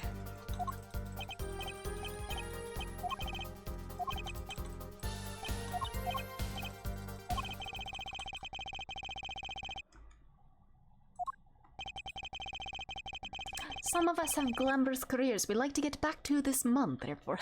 I love him! I love him! Clavier, you're so fun! How are you simultaneously a prosecutor and a musician? Like, dude, that's literally like 2 full-time jobs. I don't have enough to put Walkie away yet. Let's say yes. Ugh. There's nothing fishy about that testimony at all. It appears there are no objections to the witness's current testimony. There are any number of ways to explain the lack of prints on the pistol, I assure you. Perhaps the killer really was wearing gloves which wiped the previous user's prints off. Then, after the deed was done, this fell out of his pocket as he was throwing the gun away. A mistake befitting of a small-time punk, in my opinion. No! No! Trucy!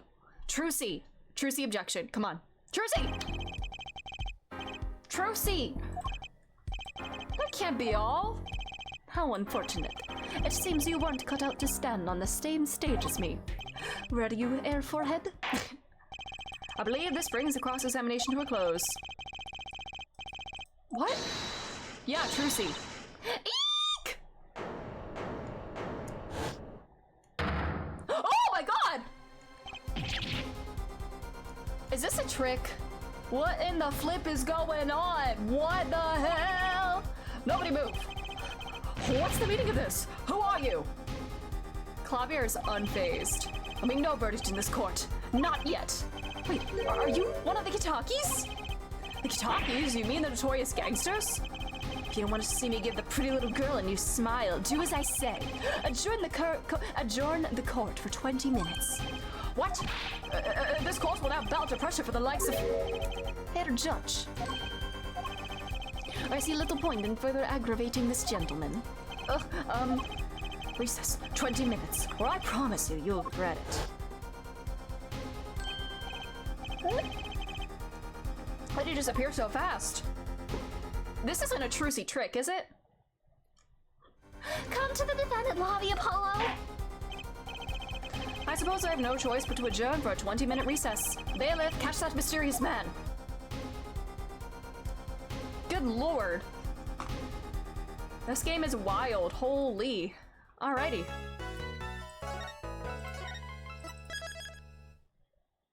Okay. Alright, let's keep going.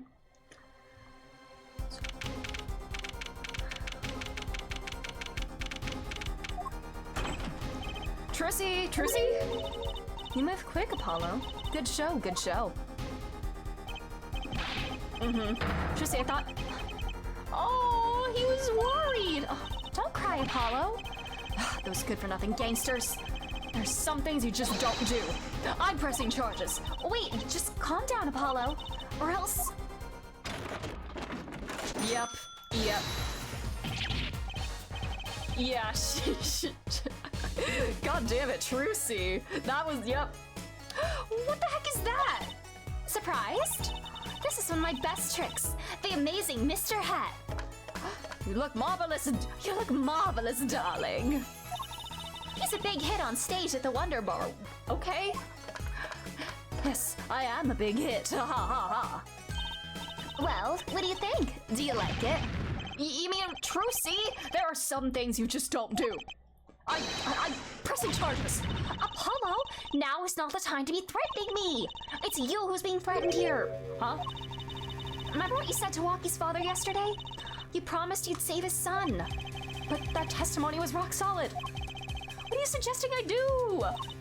Look, once the judge declares a verdict, it's all over. If I can use my talent to stop that from happening, I will. Yes.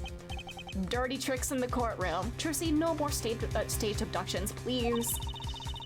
I'm not talking about magic, Apollo. I know when the witness isn't confident. I can perceive what he's feeling. Like you. Like you, Apollo. Like you. Might not mean anything, but it's all we've got. You can see what he's feeling. Think back, Apollo.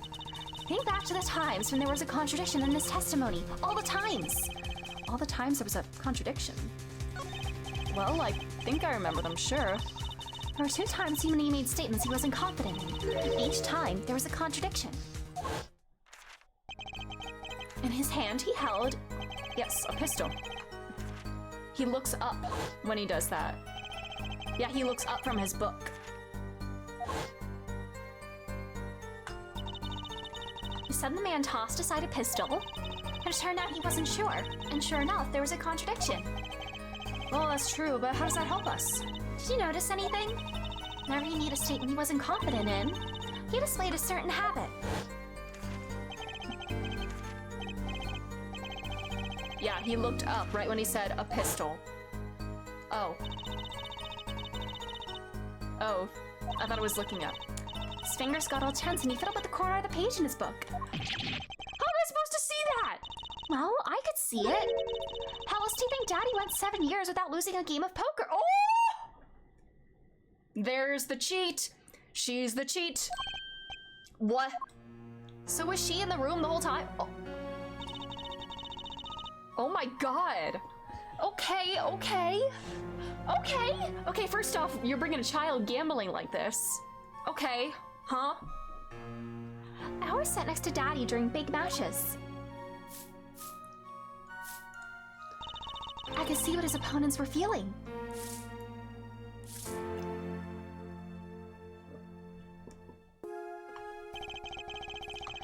You mean that's how Mr. Right won all those games? It's not cheating officially. I wasn't looking at their hands or anything. And I wasn't there all the time either. So you're like the Haruka telling him what to do in the gambler's den, telling Kiryu what to do. Daddy's quite good at poker after all, but not good enough to go undefeated that long. Great, so he cheated. What does that do for us? I don't believe this. You have to listen to his testimony one more time. No, scratch that. You have to watch his testimony, perceive the truth. Watch a testimony, perceive the truth? The only thing I'm perceiving is that I'm going to lose. Not true. Daddy said so. He said you have the power, Apollo. Mr. Wright said that? Yes. Perceive his true feelings. Is she serious? Time's up. Sorry, I can't think of any other way out of this one, Apollo. Was that she said before the trial started? He's not here. His old foot injury was acting up. She could sense that. As long as you're there. Us being fine. All methods aside, she did avoid one guilty verdict already today. Time to show this court what I'm made of. Get ready for justice. Alright, it's justice time, baby.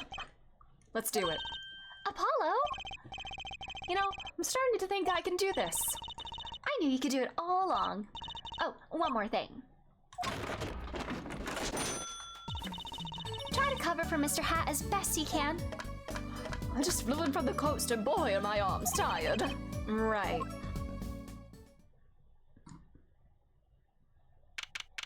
Okay. We are so back. Court is now back in session. Right. We're fine. We're fine indeed. Take another shot. Ahem. I'd like to say to the young lady standing next to you, Mr. Justice. Oh, you mean me? Don't you have anything to report? Anything concerning the mysterious phantom in the silk top hat? Right, him. Don't worry about him. I settled that. You settled that? Yes, it was an out-of-court settlement. Right. Perhaps Fraulein would have to believe that it was nothing more than a passing dream. A fantastic illusion. Now you see it, now you don't. Am I right? I think he's on to me. I wish it would stop being so cool. Oh, you think he's cool? Okay. Let us dispense with these niceties and get straight to the matter. What are your plans for our gifted witness? Right. The defense would like to request another cross-examination because I forgore. There was no issue with the witness's previous testimony. I will grant your request, however, but this court will not permit stalling for time. Do I get one press? Okay. When he isn't sure about something, he has a habit of fiddling with his book.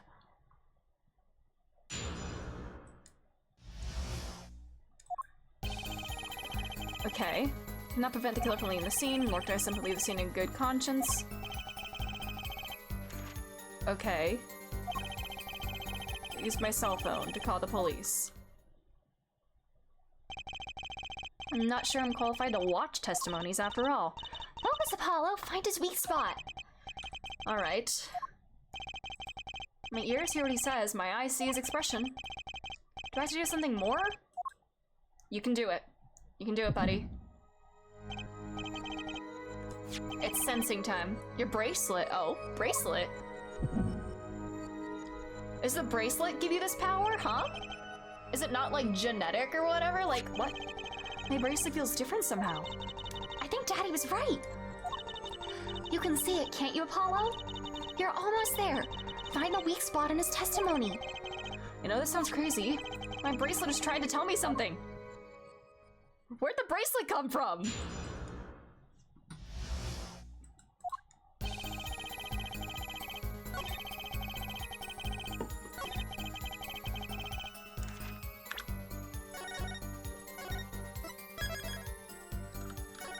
Alrighty.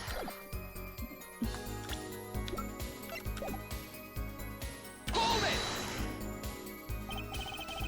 So you called immediately after witnessing the murder? The police undoubtedly have a record of the call. Why not check with them? Wait, Apollo? This has to be it. Wait, you mean his habit? Mm-hmm. When he isn't sure, he plays with his book. By the time he even had the book open was here. Which means this is the place to look for his habit. I don't know how I know, but I know. Now what?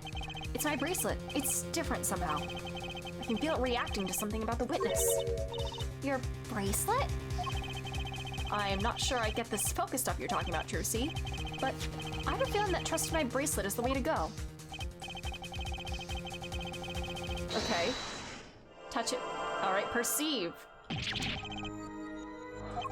We are perceiving.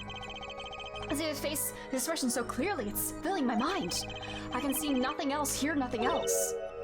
Apollo? Trucy, what's happening to me? This is what I meant by focusing. Focusing. In this state, you can see everything, Apollo. Everything the witness does. That's great, but this is kind of freaking me out. Just look for Mr. Stickler's twitch, his habit. You remember it, right? Sure, when he says something he's not sure of, he fiddles with a page of his book. You got it. Right now, you're looking at the witness's face, and your eyes are sort of bugging out. I'll bet they are. All right.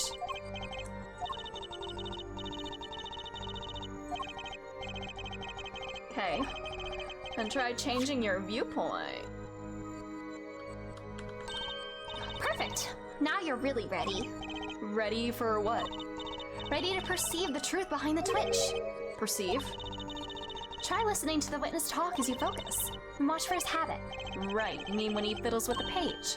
That's right. That's your signal to look closer, to perceive with. All right. Find his weak spot, and I guarantee we'll be able to give him the royal flush. Spoken like a true pokerhead's daughter. I'm a magician, thank you very much. Okay, pay attention to words. If you miss it, you can always try again. All right, look out, nervous twitch. Here comes justice. Ergo, I used my cell phone.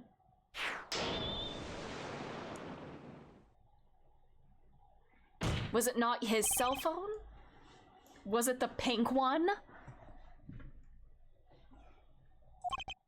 I saw it just now. I could see it. Mr. Justice, do you have something to say? Oh, this banging of discs, it's quite bad for my circulation, you know. Mr. Stickler, allow me to ask you a simple question. Why did you fiddle with the page of your book just now? The very moment you mentioned your cell phone. What are you talking about? I'm curious now about this cell phone of yours. Mind if I ask a few questions? Ask for his number. Okay, I kind of want to say ask for his number just for shits and giggles. I know that's not it. Asking for another boy's phone number in court when Clavier's across here? I mean, I just want to see what he says if I do that. Mr. Stickler, tell me your phone number. Why? Whatever for? I'm trying to play it to make Clavier jealous. Why not? You have something against making friends. What does this witness's cell phone number have to do with the case? Absolutely nothing. I'm telling Clavier that I am interested in men, although he can probably already pick that up. This is an invasion of my privacy. Seeing you grimace like that makes me wonder about your cell phone too. The witness will present his cell phone number to the court. Oh, we're just doxing him. We're just doxing this man, okay. Alright, try dialing the number that he gives us. You want me to call Mr. Stickler's phone?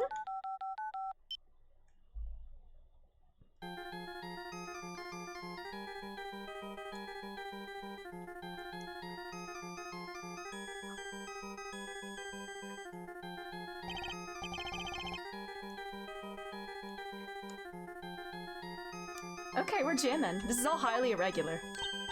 Hey, my pocket's ringing. It's the pink one. That is his phone. This is the phone from yesterday. Look, a cell phone. Someone dropped it beneath this tire. If the car moved, it would be crushed for sure.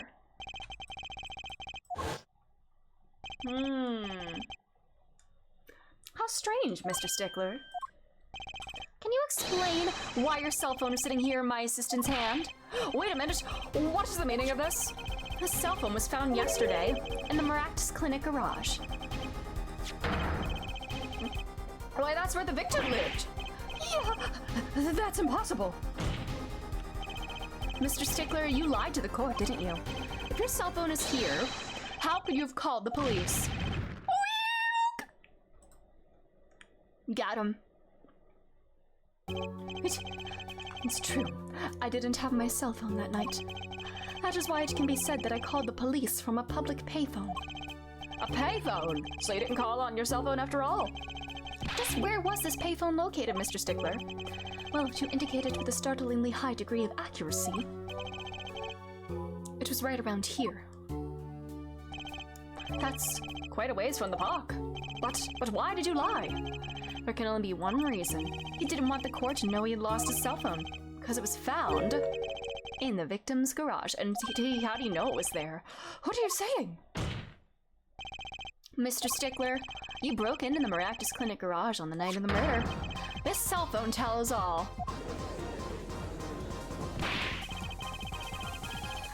But that's ridiculous. That makes it sound like I snuck into this fellow's garage to commit some crime. As though I were trying to kill him. Well, Dr. Maractus was killed that night. Well, yes, but no. This line of reasoning has to be against the rules. Yes, it's true. I lost my cell phone. But you can't prove that I lost it that night. Well, Mr. Justice, if that cell phone was dropped the night of the murder, it does raise considerable suspicions as to a connection with the crime. Now's your chance, Apollo. Connect Mr. Stickler to the crime. Oh, he's already connected enough. I just have to prove it.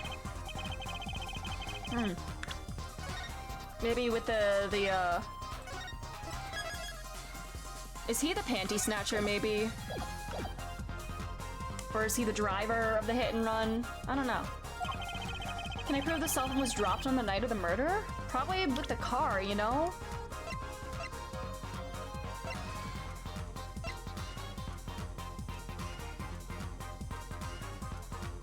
Probably the fact that it was underneath the car.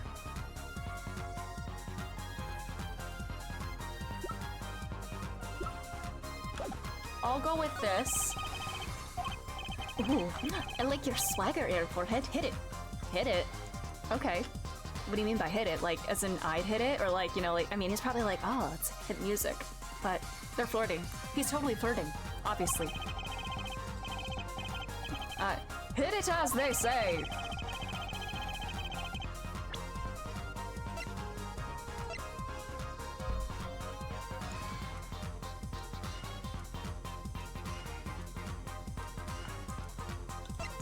Take that! That's a side view mirror. As it so happens, Dr. Marcus's car was in an accident that took place the night of the murder. An accident! An accident. It happened a little after 9 p.m., just outside People Park, our murder scene. Dr. Marcus's car hit a pedestrian. What are you trying to say? In the absence of a mirror, it's clear the car was parked after the accident, which means it was parked there after 9 p.m. on the night of the murder, and it dropped. He was the driver, wasn't he? If your cell phone had been dropped before the car was parked in that garage, then it would have been crushed. After all, it was lying on the ground right under the wheel. Ergo, Mr. Stickler, the only time you could have dropped this in that garage was after 9 p.m., the night of the murder in the park.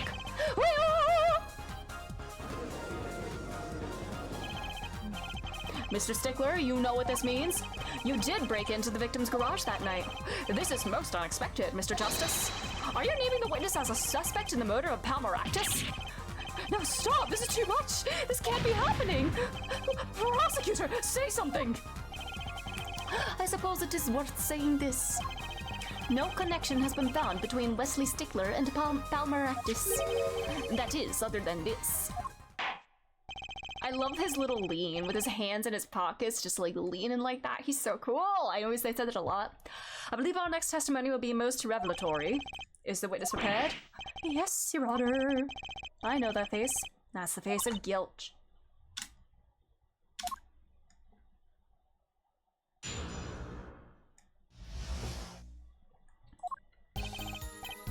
Right, yes. I went to the supermarket. I must have dropped my cell phone on the way back. When I was walking through the park, I happened to witness the crime. I saw the killer, the victim, the stand, all as clear as day. It was him. I saw the defendant at the scene. Yes, but your cell phone was lying in a garage. Oh, yes, well, as you can see, my model of cell phone has a defect. It is given to rolling. It is quite a pain when I drop it alongside the road, you know. Looks like a normal cell phone to me. In any case, Mr. Justice, the cross-examination, please. That's funny. My bracelet didn't react at all during that testimony. His nervous habit must not be acting up. I didn't sense anything either, actually. Looks like you're on your own this time around. Right, no problem. I hope. Here comes Justice. Let's go, let's go. Alrighty. Okay. Hold it! So you went shopping, which means you were holding a grocery bag when you witnessed the murder taking place? Well, yes, of course. Incidentally, the prosecution has received no report of this domestic detail. Mr. Stickler, can you explain yourself? No, I mean, yes, I did go shopping, really, for panties. I walked around the supermarket trying out the free samples. Okay, Yusuke, it's a deeply spiritual time for me.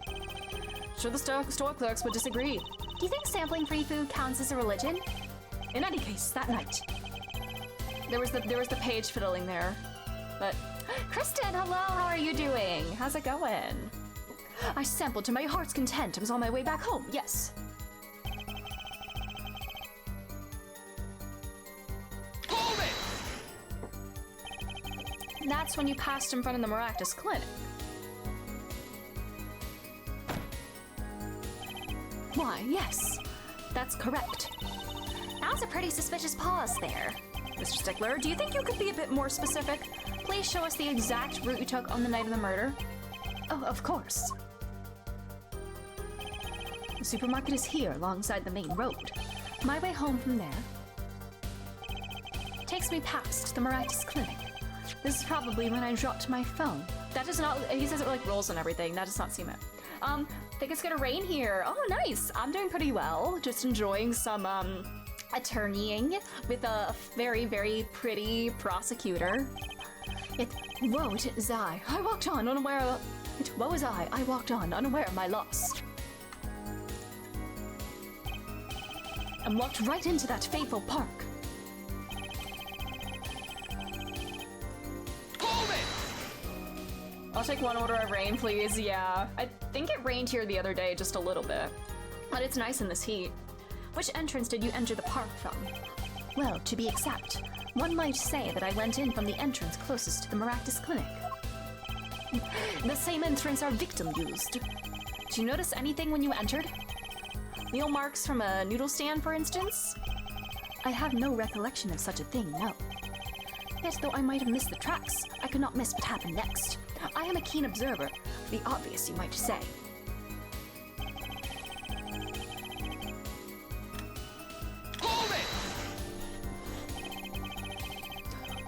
This is part of the testimony is the key, I know it. Oh god, oh god,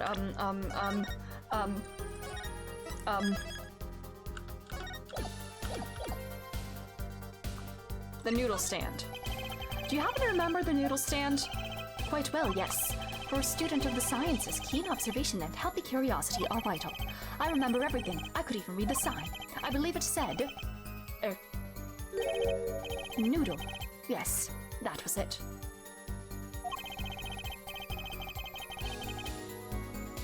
And... aha! If he went in this side, and the stand was facing this way, if the stand was facing with, like, the front being here, and the defendant being here, the guy with the stand being there, the side that would have faced him would have been the side that said Eldoon. I wish if I could, this heat was crazy. Yeah, your plants are struggling. Oh no! I hope they can get all like happy and watered and everything soon. But yeah, this heat really sucks. It really does. Huh. And thank you for telling us that a noodle stand sells noodles. Very enlightening. Yes, very important. So the sign on the noodle stand said noodle. It appears the defense has just obtained a vital piece of testimony. Is this noodle stand's broth really that delicious? I'll have to go sample the wares one of these days. Alright. I know what we're gonna do here. Whatever sort of noodles that stand sells, it can't match up to IVU's cafeteria. Some apply to the school merely for a taste of our smart noodles. I wouldn't mind a taste of that myself. Alright. I want to press this last one just for the dialogue. And I guess pressing this would probably make me change whether it's about the killer, the victim, defendant, all that jazz. I just want to press the last one for the dialogue. But I know what we're gonna do. The sign that he saw would have said Eldoon. Stop asking me the same questions over and over. This isn't some kind of makeup test. What's a makeup test, Apollo? Nothing a good student like you has to worry about. Alright.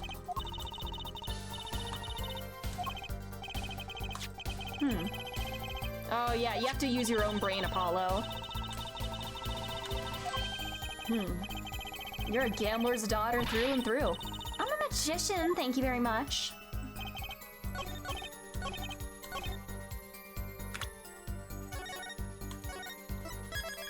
Wait, this is a different thing.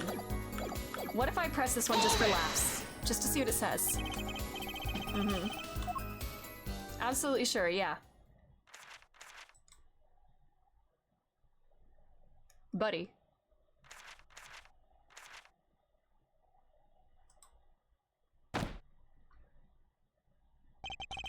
Let me be frank. Yes. In fact, the word unsure isn't even in my dictionary, nor the word uncertain or... He was wasting time looking that stuff up. Tells you what you're getting, no nonsense.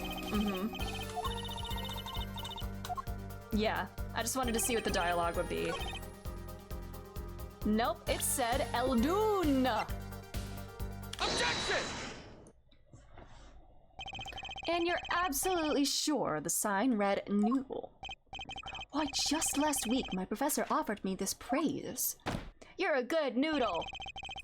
At least you have good eyesight, Stickler. I'll give you that. Oh, not a good noodle. Okay. I see. But why are you looking at me like that? Is that pity I see in your eyes? Let's take a look at our map, shall we? So you're claiming that when you saw the sign, you were standing here, was it? Although it would have been a bit hard to read the sign from this spot. You think so? Mr. Stickler, I'd like you to please take another look at the stand and to carefully read what the sign says. The sign actually states the name of the stand's owner. Eldoons! Inconceivable! I'm certain it was definitely noodle for sure, positive. Then would it have faced the other direction? I'm afraid your professor was wrong about that eyesight. Salt, indeed. Very salty broth. They serve very salty broth at this noodle stand, apparently. I wouldn't be so quick to jump to that conclusion. The sign he saw changes everything. The witness says the sign said noodle, and he saw it right. What would you say if I told you that there is one spot from which the sign would be read that way, the way Mr. Stickler claims? What?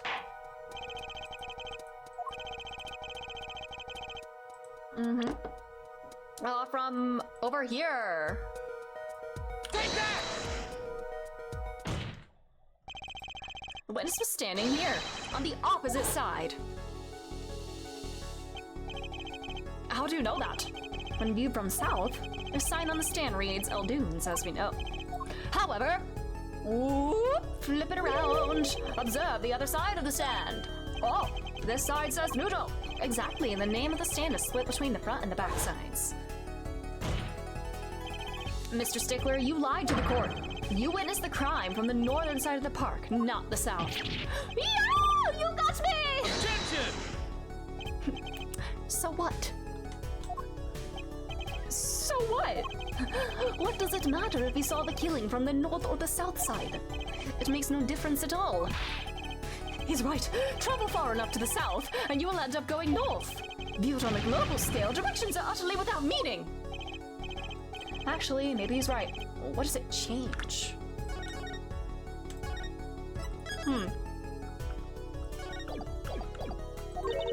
It changes everything, Apollo. Remember his testimony from before?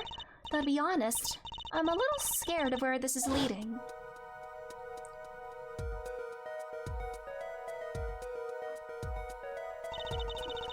The killer and the victim are facing each other here.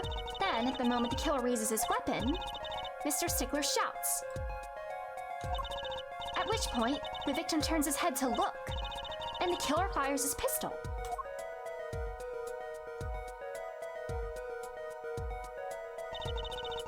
That's why the bullet hit him in the right temple. No contradictions, right? Right, but if Mr. Stickler was standing on the north side of the park, that reverses the whole scenario. Completely. If Mr. Stickler shouts from where he is now, and the victim looks in his direction,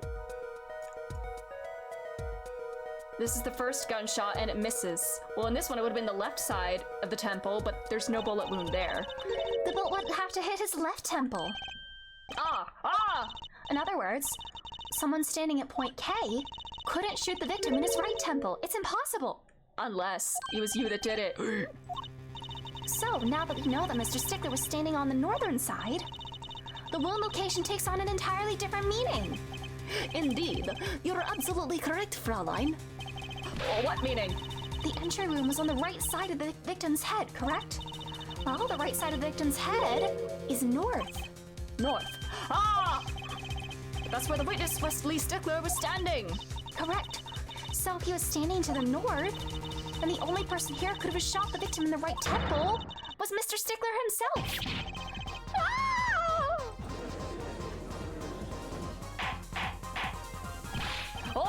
Order! Wow, the apple didn't fall far from the tree. Just flipped this whole case on its head while I was still figuring it out. Objection! Okay, that's kind of... Alright. Okay. Just hit the back there, alright. Clarify 1 point for me if you would, there, forehead. What now? Are you truly accusing this college student of murder? Well, I can't say he exactly looks innocent, but something still doesn't feel right. I think he's the hit and run driver and or the panty stealer. Probably, maybe both. I just can't picture him as the real killer. Now, please, looks aside, I'm really a nice guy. All my friends say so. Let's hear what the defense has to say. What are you gonna do now, Justice?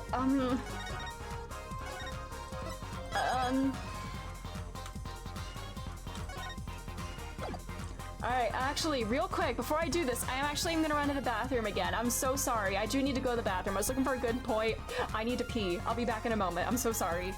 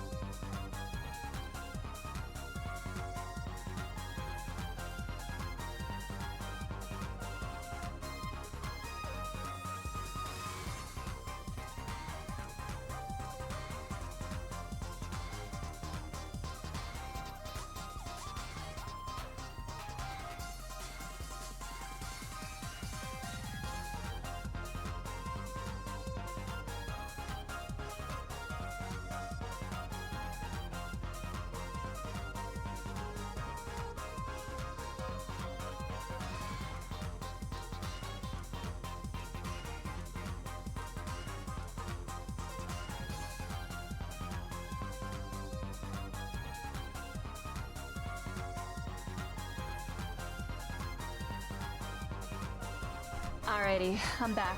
Sorry about that. Anyways, let's go.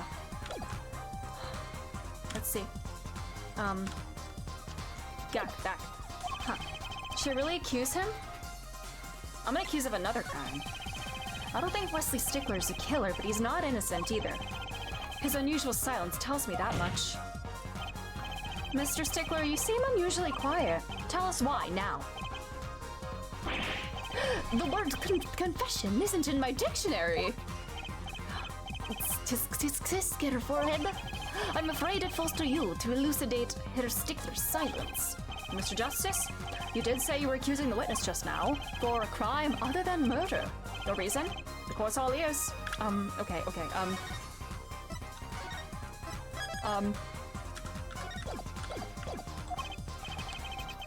I know he's guilty of something, but what crime other than murder is there?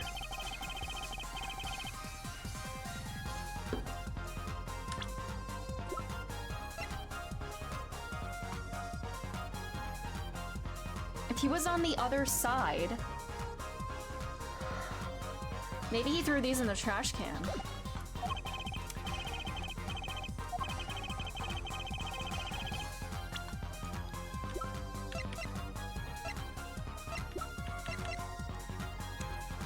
Or maybe this? Take that! No. Something tells me this isn't one of those good silences. One more chance, please? Alright. Look, a brand new penalty. Alright. Well, the north side of the, Take that! Alright, well...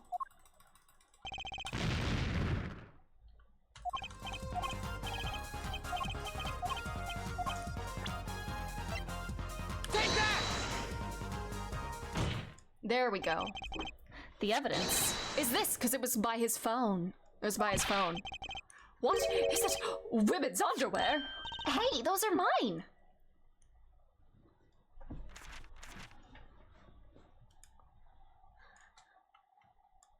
Buddy.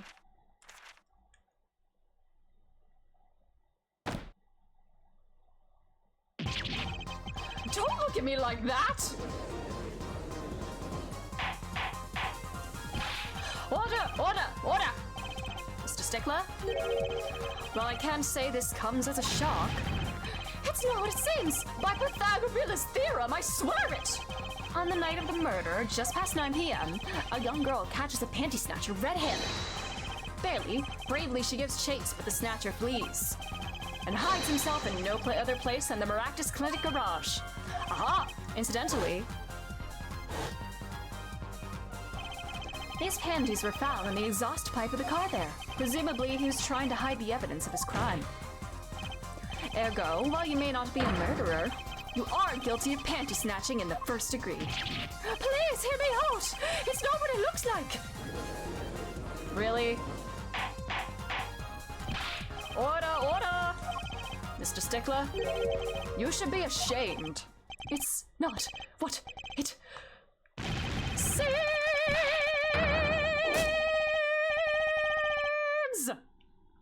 Good lord. So, are we to understand that you were silent not because you were guilty of murder, but because you lacked the courage to admit your theft of this girl's undergarments? And perhaps you were not aware that my school's name was originally written IV. I stands for intelligent, V stands for valiant, see? Your point? I'm not done. Now, I'm a major in the science department. And what does science teach if not curiosity? Yes, we of IBU science department are valiantly curious. No challenge is too daunting or greater challenge to science than a mystery. Objection! What the hell, man? Come on. We're talking about a girl's panties here. No, you do not understand. A mystery is the unknown, and the unknown is unacceptable. And my friends, when it comes to mysteries, those pantings are the...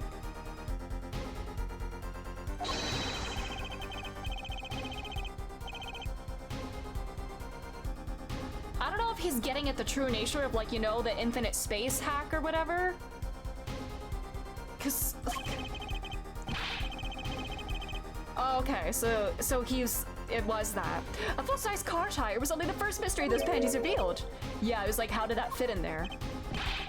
Yes, I saw her do it. She pulled a tire out of those panties. But that's not all. First, there was the tire, then a stew pot, and a frozen chicken. One mystery after another. It was magic. Oh, I remember now. He's one of the regulars in the audience at the Wonder Bar. Huh? He's talking about my magic panties trick. I just don't understand. A broom from a pair of panties. It mocks the very laws of physics. A broom and a frozen chicken, Trucy? Whatever happened to doves and bunny rabbits? Mr. Stickler, you stole this girl's panties to understand a magic trick? You say panties, but they are so much more than that. For me, they are an object for serious study. I wonder, there has been a recent rash of panty snatchings in the area. Were they all you? I'm sorry, but I did it for science. Each time I spotted a pair of panties flapping in the breeze, I thought this would be the one. Okay. Oh, brother. Once again. Buddy. Still, that leaves one thing unexplained. Huh, you refer to our witness's other lie, yes? The witness claimed he saw the crime from the south, but it was in fact the north. Indeed. Would anyone care to explain why he lied about that? Be my guest there, Forehead. Me? Did I not hear you correctly? Did you not say you do not accuse the witness of murder? Why then did the witness lie about his location at the time of the shooting? Or have you no idea? Apollo, there's something about the way the diagram is arranged right now. When you think about it, right near where Mr. Stickler was standing, isn't there a... Because that's where he dumped the other panties in the trash can there.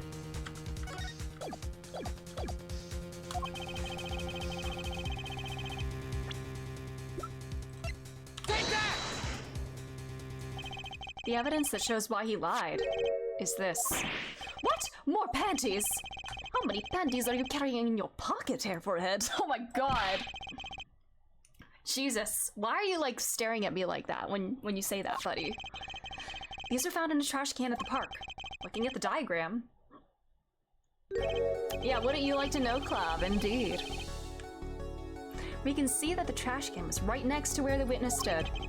Mr. Stickler, you did it! Alas, I'm a failure as a scientist. I can't unravel the mysteries of the universe. I can't even unravel a pair of panties. So these panties are your handiwork as well? That night, I had been chased, hounded into the Miraculous Clinic garage. Weeping in frustration, I was forced to abandon my prize. Don't you see how I feel? Believe me, I'd rather not. I hid in the garage for a short while, and then abandoning the panties, I made for home.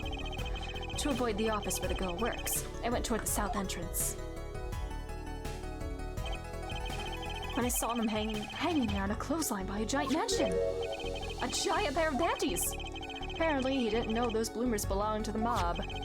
I had them safe in my pocket, ready to take home, when I stumbled upon a murder. The murder of Dr. Maractus. I reported what I had seen, but as I waited for the police to arrive, I got scared. What if they searched me? That's when you disposed of the bloomers.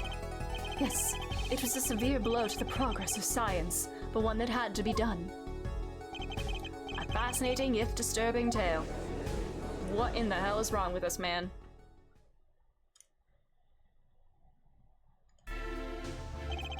I believe this brings today's proceedings to a close, and I'm more than pleased to dismiss this witness for the remainder of the trial. One last thing, if I might. Yes, Prosecutor Gavin? Regardless of where we ended today, some vital points were made. Namely, that the defendant, Waki Kitaki, was at the scene of the crime, and he was pointing a weapon at the victim. One more thing. Waki Kitaki has a clear motive. Indeed, the defendant Waki Kitaki is still the prime suspect in this case. The only suspect, in fact, assuming there was no one else on the scene at the time. Yet a mystery remains. The location of the wound in the victim's right temple has yet to be explained. The court requests further investigation from both the defense and prosecution. Yeah, baby. Just saying this to the judge. in a courtroom where you're prosecuting. I want to study him, like, is he the new Blorbo of the week, or of the month even? I just want to just pick him up, shake him, see what rattles around inside, study him. Yeah, let me dissect you, please. It's for science. No problem. Very well, this brings the trial for the day to a close. Court is adjourned. Oh boy, that is all. Oh man. I'm so glad we got to meet him. I'm very happy we got to meet him. The blonde bitch. We met him. And I think that's where we'll pause for today. He's a celebrity indeed. I'm very, very, very happy we met him and I love him already. Him indeed. He is the guy. And he's already flirting with Apollo. I mean, like, on their first meeting, you know? Before he even got a name. I saw the line. I knew about that line's existence, and I'm very excited that I actually got to see it in context. Anyways, we'll pick up with this. I think I might change my schedule this week, because on Thursday morning, I have to be up at 5 a.m., and I don't want to stream too late on tomorrow. I don't want to stream too late, be up too late, and I feel like streaming will keep me awake longer. So I may change that. Yeah, no, when he does the 40 lean in, yeah. When he like leans over that like that, I want to know what's going on in his brain when he's looking at Apollo like that. So I may switch that out to to Thursday at 5:30 p.m. Eastern Standard Time. Alright, but that's where we'll end it for today. Thank y'all for being here.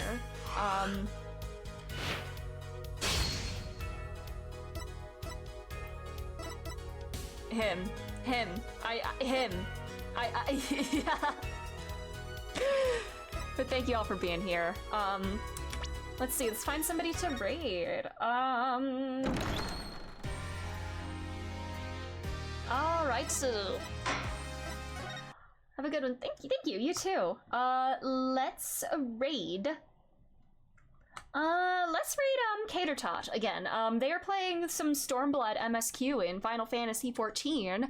I'm probably gonna log on 14, do just a few things before maintenance, because maintenance is happening and there will be no Final Fantasy 14 for 2 days, and I'm upset, but you know, we get new content. It's Dawn Trail Early Access Week, baby. Yeah, baby, as he would say. But thanks again, everybody. I have raid commands actually now. I keep forgetting I have raid commands. Hold on. Oops, I did that wrong. But thanks again for being here. I hope you have a great rest of your day, great rest of your time zone, whatever it is where you are.